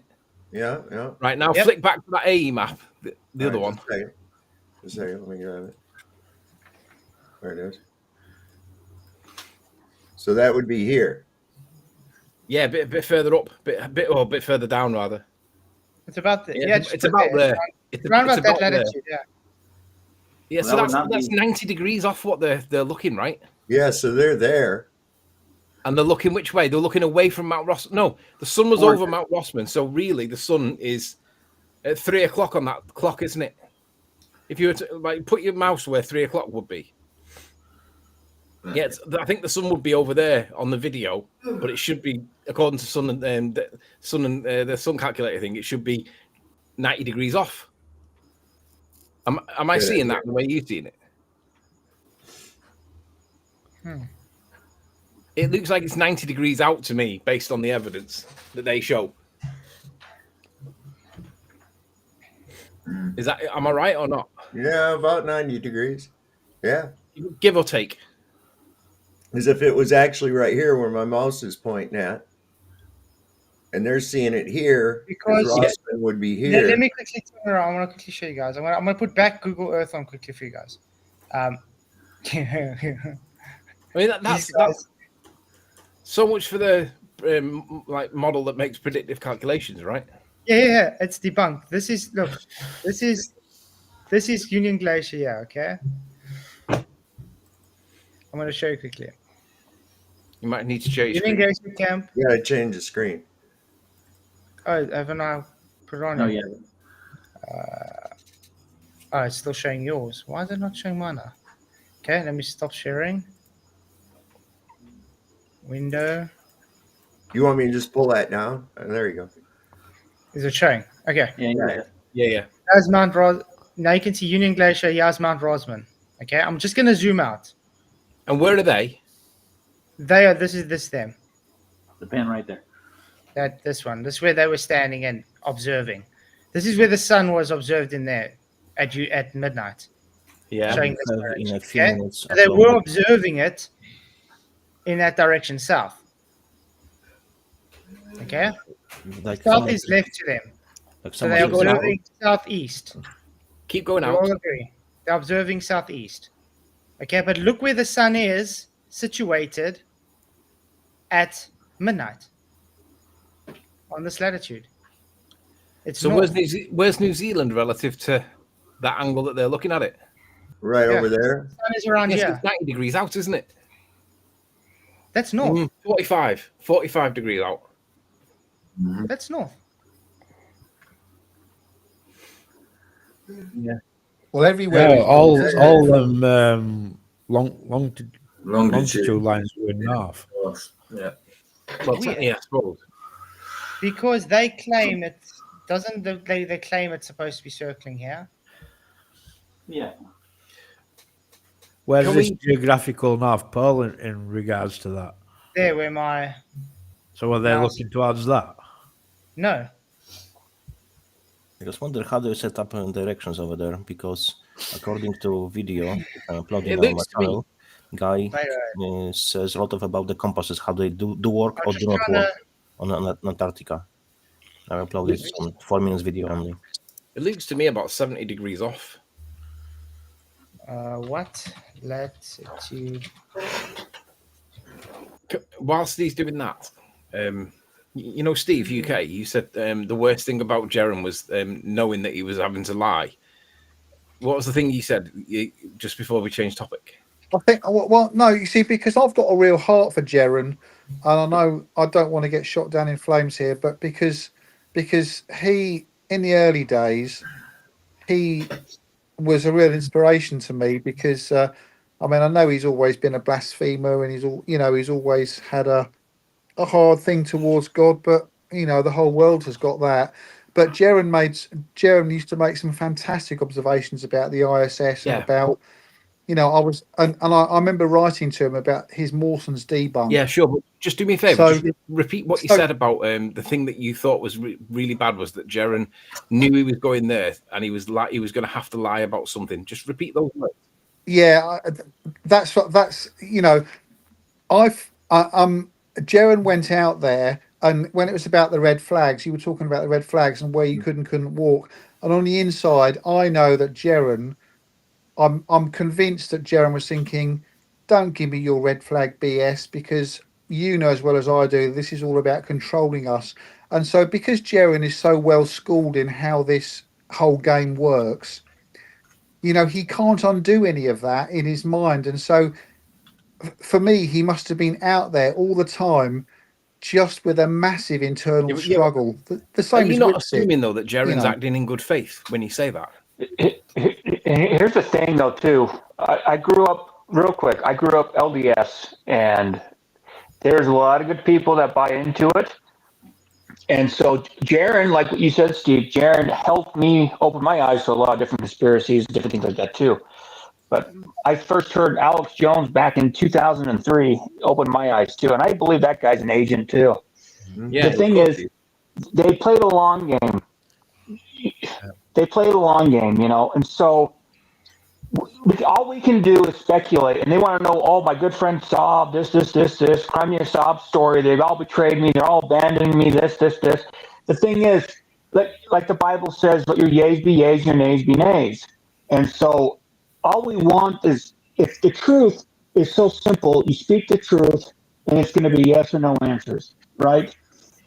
Not this humdum, I was delusional. I had this, I was this, there was no sleep, this all this crap, and everything else that they're putting out, and all this stuff, and Duffy doing damage control. The thing is, they plant themselves in these institutions for so long to steer the directive. And if I'm wrong on it, they have to forgive me. They're going to have to be able to take my apology if they're truly sincere people. But you know what? I never met Jaren. I've watched his videos for years and years and years. But the thing is, my own parents lied to me. Okay, they told me when I was a little kid that Santa Claus was real. My own parents, okay, who fed me, clothed me, took care of me, they lied to me. Strangers do it all the time. These institutions, just because they're a name on the YouTube, this is why they prop them up, and they have all these different followers and stuff. The thing is, you have to really use discretion when you listen to people and what they're saying. You have to follow the spirit. You have to follow your own logic of reasoning, because at the end of the day, we have to listen to ourselves and trust ourselves and follow the Holy Spirit, because God's the absolute truth. Yeah. So, yeah, agreed. Yeah, agreed. But my heart still goes, the humanity side of it, because I just feel for Jaren and Whitsitt, because they know they've lied, and they know, they can't escape their consciences. When their head hits the pillow, like God says that the sleep of a labourer is sweet. And so Jaren's been treacherous and Whitsitt has been treacherous, but they're still going to be suffering, aren't they? I mean, maybe I'm wrong. I don't know. 1 minute. So why you said they've lied? So why have they lied? Well, this is what I'm getting at, Steve. Let me ask again. Let me try and get an answer. Yeah. Are you not giving Jaren the benefit of acting in good faith? No, I mean Jaren did this on purpose. Well, if he did this on purpose, then it's at odds with what you just said, in the sense that you said Jaren, when we were talking about the red flags, and you said that Jaren knew that he was lying, knew that he was being lied to. You're giving him the benefit of acting in good faith, it seems, by giving him an excuse. Oh no! I mean, no, guys, no. I mean, Whitsitt and Jaren went out there. They knew exactly what they were doing. But the point I'm making is that, despite doing what they were doing and absolutely doing it with intent and being paid for it, we don't know how much. All I'm saying is that they will still be suffering internally for it. Steve, real quick. Steve, go back to. Go back to your last video. Jaren knew years ago that he was going to have to go to Antarctica at some point. It was always in the script from the very beginning. He knew he was going to have to go at some point. Okay, Steve. Yeah, and I haven't got a problem, guys. I haven't got the problem with the long game at all. My only observation was that when I saw, when you see Jaren on the ice and you see his lips quiver and you see his eyes just about fill up. When I saw that, that's what I'm talking about. Is that despite the long game and despite his intent and despite his decisions to actually be treacherous, it was still affecting him. That's all I'm saying. That same clip, I see that as the Neil Armstrong when he returned back from the moon and he was trying to tell everyone how he's been to. That was Jaron's version of that. So he weren't conflicted. He knew he was lying to everybody. That's how I see that. Yeah. Here's the thing. Here's the thing, Steve. Maybe I'm being too I'm not having a go at you, by the way. Guys, Steve, I'm not having a go at you, by the way. I'm just challenging. No, it's fine, buddy. It's fine. No, it's I'll fine. speak real quick and I'll shut up. The thing is to go back to your last video, okay? When you what you just said, you're the perfect example of what empathy is. And yes, at the end of the day, like I said earlier, at the end of the day, we all have to go to sleep and live with ourselves, right? Whether we're right, whether we're lying, whether we're truthful or not. Yes, spiritually speaking, and not just spiritually, because our spiritual attitude and the way we live spiritually will also affect our physical health. The thing is, at the end of the day, none of us was there. None of us took part in TFE. The thing is, they have to live with that, period. You see what I'm saying? All we can do as Christians is pray for them and pray that truth prevails. That's it. We can't worry about how they're feeling and what they're struggling with.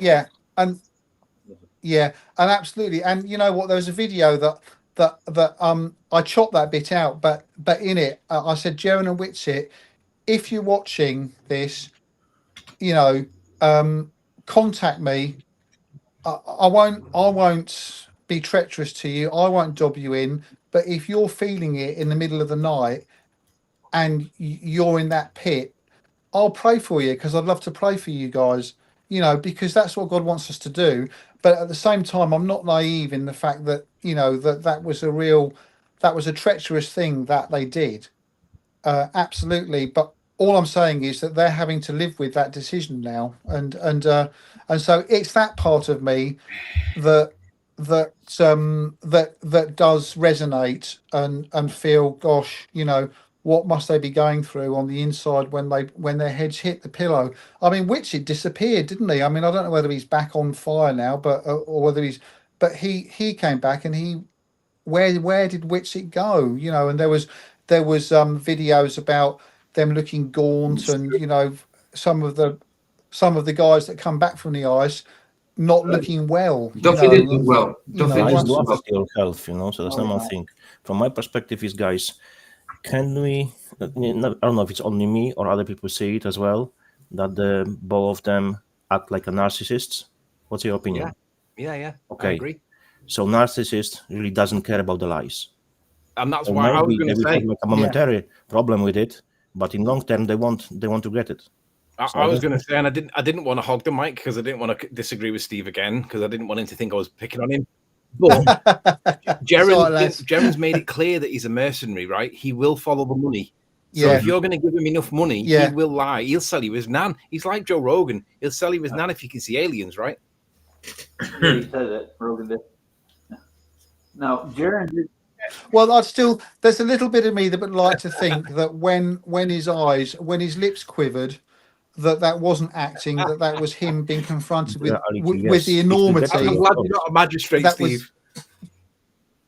Being confronted with the enormity of what he was now doing, and there was a little bit of his facade. I think it does affect him. I just think they learned to suppress it. I think it does affect him, to be honest. But because you see it manifest physically. Okay, guys. Yeah. What's it? In Duffy, but I think they suppress it in the end. Okay, so well, I mean, as far as Will is concerned, I mean, like Will for me came over like a almost like robotic. He's well drilled, and he's not going to put a foot wrong flinch wise. His timing on the ice for everything that he did to make it look seamless was just perfect. And to me, and if Will's watching this, Will, I don't have any trouble in saying that you've come across to me as an android. You know, you absolutely are. You're in control of every aspect of your mission. You use the word you know. android, but to me, I would use the word demonic, and I'm not even like a religious guy, but demonic is the word I would perceive. Yeah, I see it. Yeah, Oh, yeah. You may as well have horns and a and that spiky comes tail. back to Flat saying that at the beginning of the show that he can't trust Will No, at all. definitely. You know, and yeah, absolutely, and I can't either. And that gets back to me, you know, saying earlier about would any of you guys want to go to Antarctica and how would you feel safe? And for me, you know, I wouldn't have a trouble going to Antarctica with say Craig and McToon and all the others. It's the people who pay them. They're the ones I'd be afraid of. You know, that's the people who we butt up against in this whole war, isn't it? You know, they don't make themselves known. You know, Will Duffy is in the shop window. He's just got people behind him and people behind them, and that's where the real power bases are. I mean, like Will is just, I think he's quite low down in the pecking order. There's people fronting him and people fronting them who They're front all Will. like low down in the pecking order. You're right. They're puppets in a big game of. It's like Punch and Judy. They're Punch and Judy, and there's puppeteers above them, and we're all watching them. Absolutely, yeah, absolutely. So you know, let it not be said that I would be afraid of going to the ice with McToon or Craig from FTFE. That's not a problem. It's just, as us guys know, when we release our videos, when we talk about certain stuff, we know that we are butting up against real, you know, as it says in Ephesians 6 verse 12, you know, our fight is not against flesh and blood, but against invisible forces in invisible realm, you know, and that's who we It's like this is where it reminds me of the Queen's speech when Diana died. She said there are forces at work. There are forces at work that not even I understand, or words to that effect. And it's like, this is what we're dealing with, because that's why they can change things on the fly. They'll go and change definitions on Merriam-Webster. They'll update articles to make it more soften the edge, the blow that they've just took, because they need it to have that little bit of wiggle room. When you see them doing that, you realize that these are dark forces. That is exactly what they're doing. Exactly. Sorry. I've been looking through. I've drawn the norths and souths up. They got their north and south totally mixed up, guys. Did they? Or was it an Easter egg? Because this is north now. Looking north is this long line here. The sun was southeast. Okay. All right. No, southwest. The sun was southwest of Mount Rosamond. Okay. Now let me just zoom out quickly and show you exactly. Now we're looking totally north. So south would be down, north would be up. Got it.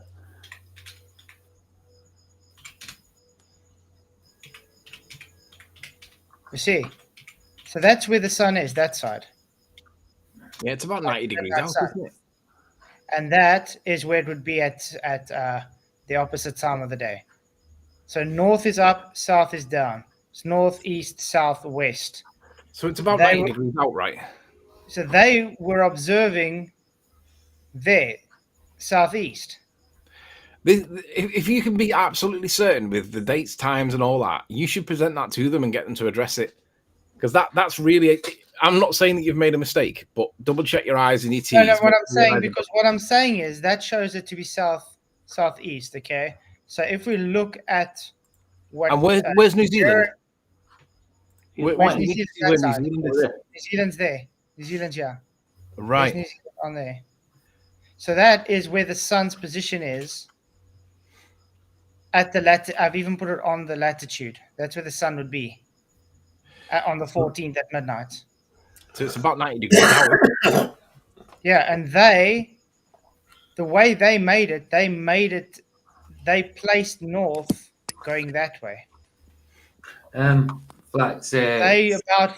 about 45 degrees off of their.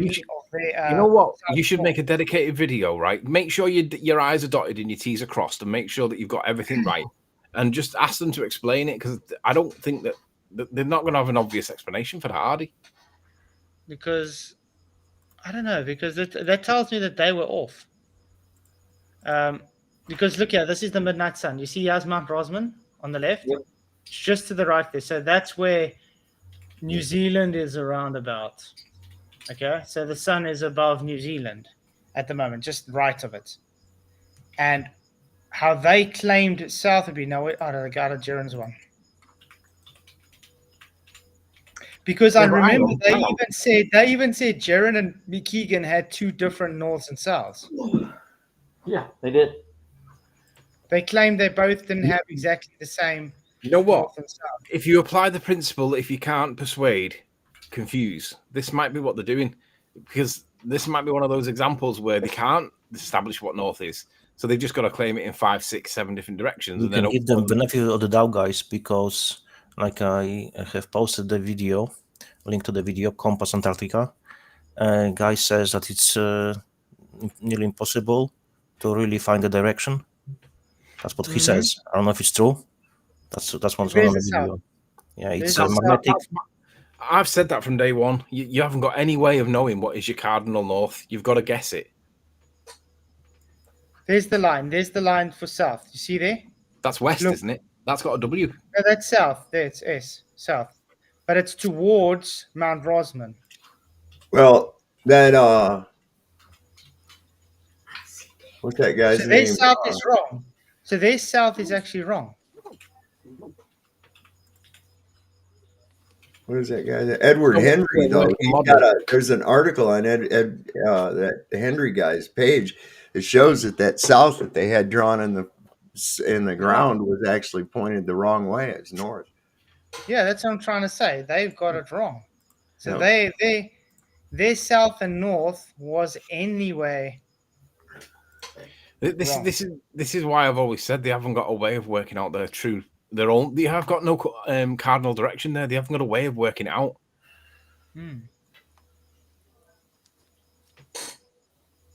You should do a dedicated video on that. Ask them to explain. Might have to look at doing something on that, yeah. But make sure you've got your facts right, though, and the precise date and time and all that, because if you're out by like 15 minutes, they'll just dismiss it. Well, guys, there's a video with Jonathan Miriandi, and I'm just getting it up on my laptop. I'm going to try and find it because he's talking to an ALE representative, and he talks about what direction is what, north and south. So I'm just going to see if I can find it while you lads are chatting. No stress, and this guy that you're going to cite now, let's be honest, right? He's neutral, he's independent, he's not connected in any way. If he says it's difficult to work out directions, I'm not going to give them any credit that they know the directions at all, because I don't believe they do. Yeah, but this is the thing. If we can show, okay, they got the directions wrong, it invalidates anything they present anyway. That's why I'm saying make sure you got your I's dotted and your T's crossed, because you only need to be out by 15 minutes and they'll go, oh, he's got it wrong, and they'll dismiss it. Rather than adjust for it, they'll just dismiss it and pretend it doesn't matter. That'd be wrong anyway, yeah.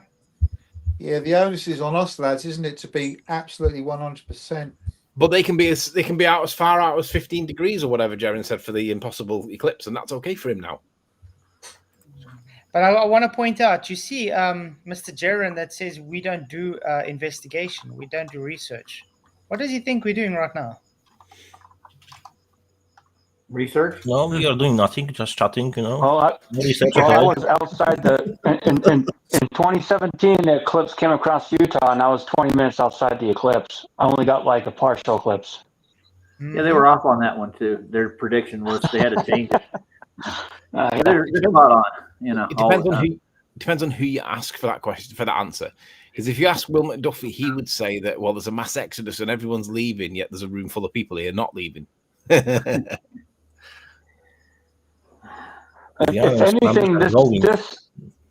anything, this has ignited more fire in me for the flat Earth than anything else. This whole TFE debacle, Yeah, I'm over it. Like, I don't care. Like it's like they said in the panel yesterday. You guys are deconstructing the video that Durf did. What does the 24-hour sun in the south prove? Anything? I fly over a flat plane. Yeah. You know what? We live on a stationary flat plane. Period. for me, I've not really kept up with the final experiment evidences and stuff. I've not really followed the back and forth. But what I do notice is that Will McDuffie has achieved what we've been trying to do for 5 years or so. Get rid of Jaron, get rid of Austin, get rid of all those idiots. And they've done that. So from my perspective, I don't care what you claim it does or what it doesn't. What it has done is got rid of the main protagonist that are basically killed. Yeah, that's brilliant. We've been trying to do that for years. Yeah, you see, because I've been out of the loop for years, lads. Because I retired in 2018. So, as in from a flat Earth point of view, I poured my heart out. I became flat at 2015. Amazing time, and then I made videos for 3 years. But then I felt I'd vented everything that I needed to, and I was happy in my retirement until. So there's obviously been a lot going on that I've not really caught. I kind of gave up, not because of the Earth might be a ball, but because the people that are supposedly flat earthers are so bad at being flat earthers that I just gave up with the flat earthers. Not the argument itself. I love the argument and I love how people view things and all that. I even love the dishonest people on the ball Earth side. But for me, the biggest argument that stopped me from doing any more work on this was the flat earthers themselves. There's too many of them pushing nonsense. Yeah. And now they're gone. I'm like, woo, let's have a party because maybe science can prevail again instead of all this bullshit pseudoscience nonsense. As we move behind this mountain range, the Rossmore Mountain behind our Yeah, so says, we have a mass exodus, but here we are with more average viewers on. Yeah, it's weird how that works. Yeah. And that's what turned me on to your channel there, Flats, is you just show the non-science bull, the BS behind everything. Observation, everything's observation. You watch the sun go around your head 24 hours in the South Pole. It's observation. It's not science. The whole thing is they want to push the scientific method and all this other stuff. And they don't even know what that is. It's the same if I were to do a pre-flight. If I were to do a pre-flight on my aircraft, do the weight and balance, check everything. I guess it's considered an experiment according to their definition of it. It's so ludicrous. They redefine everything, though. Everything. Like they can't even have the definition of a horizontal line being a straight line. I always say, and I never stop saying, words have freaking meaning. Mijo, I'm not native English speaker. I know it. Words do have meaning. I'm baffled how it's possible that people who are native English speakers, they don't get it. It's just blowing my mind. Yeah. If you're going to redefine the word straight line into a curved line, then you're a moron.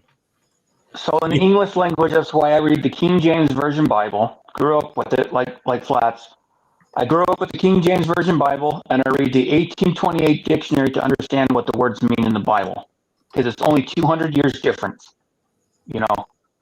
They change it all the time. Merriam-Webster is a horrible dictionary for the English language.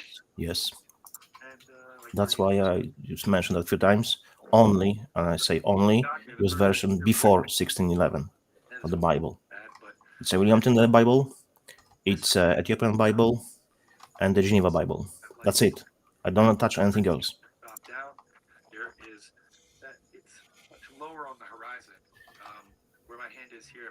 They love to use the word, the unicorns. So you believe in unicorns? You believe in the Bible?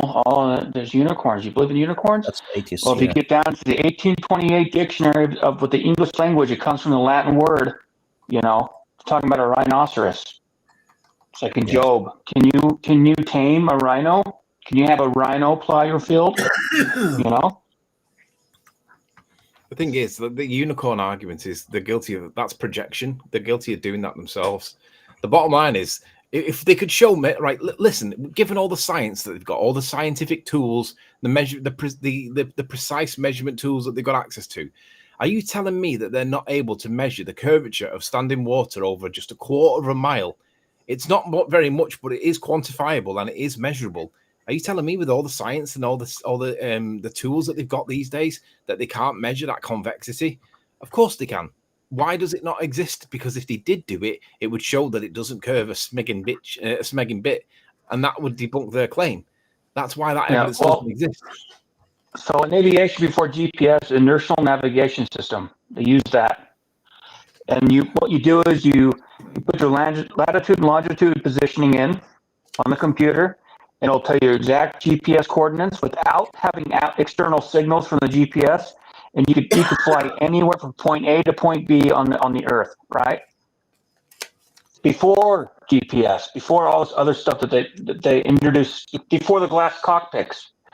The glass cockpit, you zero in on that stuff, it's all glass display, like looking at your monitor on your computer now. It's all BS, it's all fabricated. You can't tell your exact position from a GPS. The thing is, they had this technology before they even introduced so-called satellites. The airline has been flying a lot longer than satellites. We all got to point A to point B. Everyone should do a deep dive into INS research. Mm-hmm. The map, the world is mapped out already. It's mapped out. I agree. The world, they know exactly what's going on. Yeah, guys, I want to say thank you for the stream. Unfortunately, I got to get going, but I'm going to definitely look more into that direction, because if it is off, which it seems they're a bit off to me, about 45 degrees, then it invalidates anything they claim with the sun time, because that means that if they claim midnight sun, it wasn't midnight. Or they just have no way of knowing where north is, and the predictive model capabilities of their model are just bunk. Yeah. So we'll definitely look at that. But yeah, it was awesome having a discussion with you guys. You guys have any closing statements or shows you want to shout out? I'm on a couple of hours for my 100 Rumbles, 100 followers on Rumble special. And I'm obviously doing it on YouTube as well. I just hit 540 on YouTube. Nice. Yeah, so I'll be doing it on both channels. It's just reviewing that Jevon's interview with Missing Link dude. So I'll have a look at that. Man, Annette's been really struggling tonight. I don't know what's going on with it. Yeah, I don't know if I'm still linked to my glads. Can you hear me? Yeah. Just to say thanks for the opportunity to come out tonight. And I mean, there's loads that I could tell you about with what, maybe that's for another time, coming out of obscurity. I remember watching you the first time, and I think it was, sorry, I haven't got my reading glasses on. Is it P in the middle, the lad with the black T-shirt on? PJ. I think it was PJ who said, who's Steve? I really laughed. Because and I did come out of nowhere, and then I was right in the lion's den, and such a lot went on that, there's so much that I could say, and maybe that's for another time. But yeah, we welcome, definitely. I do know who you are. It's just I was wondering which Steve or which Steve just seriously, I'm not offended at all. It's fine. I'm always referring to everyone who comes as a new to the channel, or I didn't see him before. So I'm always offering to send email with the information which might expand your perception of reality, just the basic knowledge. So feel free to send me email. I just provided in a private chat, and I will send very fast email with the reply. Yeah, well, Flats has got my email address. All right. Can I just give a shout out? Can I just give a shout out to Donald J. Trump, because like him or hate him, he's ruffled up feathers somewhat rotten at the minute, and it's really good to watch. Yeah, I think that whole Zelensky thing was staged, man. It was staged. Really? And all this removal. Oh yeah, because the Epstein files are coming out. Of the Fed and so on. It's only remember, it's only preparation for the AI. So it looks like he's doing a great job, because it does look like, but it's preparation for the implementation of AI. That's the thing. Well, the Epstein thing came out, and it was a big nothing burger. Here's Pam Bondi saying that this crap was on her desk all this time, and then she's, the FBI won't release it, and then they get these pages that are nothing but blacked out pieces, all redacted, man. It's like, and then all of a sudden you got Zelensky is thrown out of the White House and all this other. Listen, they don't have those types of discussions in front of the press. They don't do that. They come out and they do a little photo op and a Q&A with the press after they have the meeting. That whole thing was scripted. Stop there. You're not following the narrative, bro. It was Zelensky's. It was Zelensky's. He wanted to come to the White House and do this. Come on, bro. Follow the narrative. You got to remember, Donald Trump is closely associated with the wrestling, and you know, I mean, he is. And people you gotta love it though. The guy gets out of the car and Trump's standing there and he goes, "Oh, look, he dressed up. Look at this guy." And I'm like, "Oh my God!" Right off the bat, he's like slamming. Trump promised he will release all the documents related to the JFK, and later he said, "Oh, he couldn't do it because it was terrible." We need to let Flats go. He's fallen asleep. Yeah. But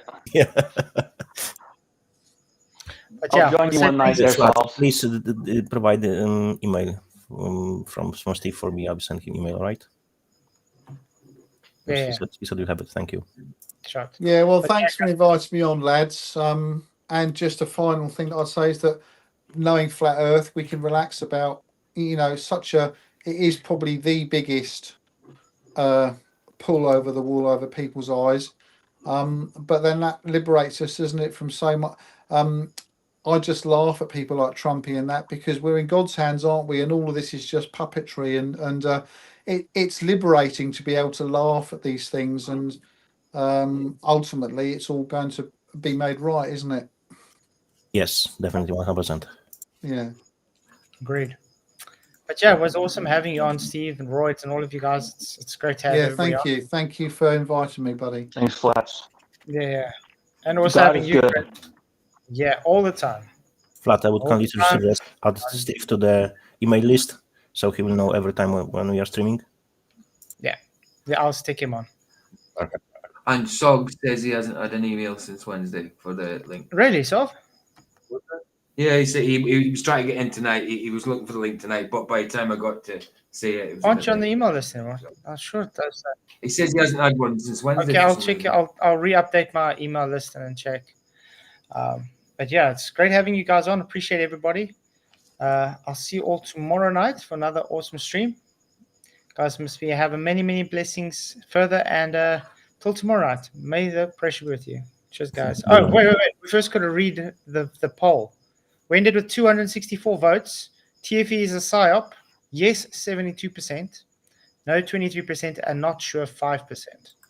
I suppose it depends on which version of the word psyop you're going to apply, because if you apply their one, then you might get a different answer. But if you apply the normal, natural one, then it's a psyop, isn't it? Mm-hmm. Yeah, exactly.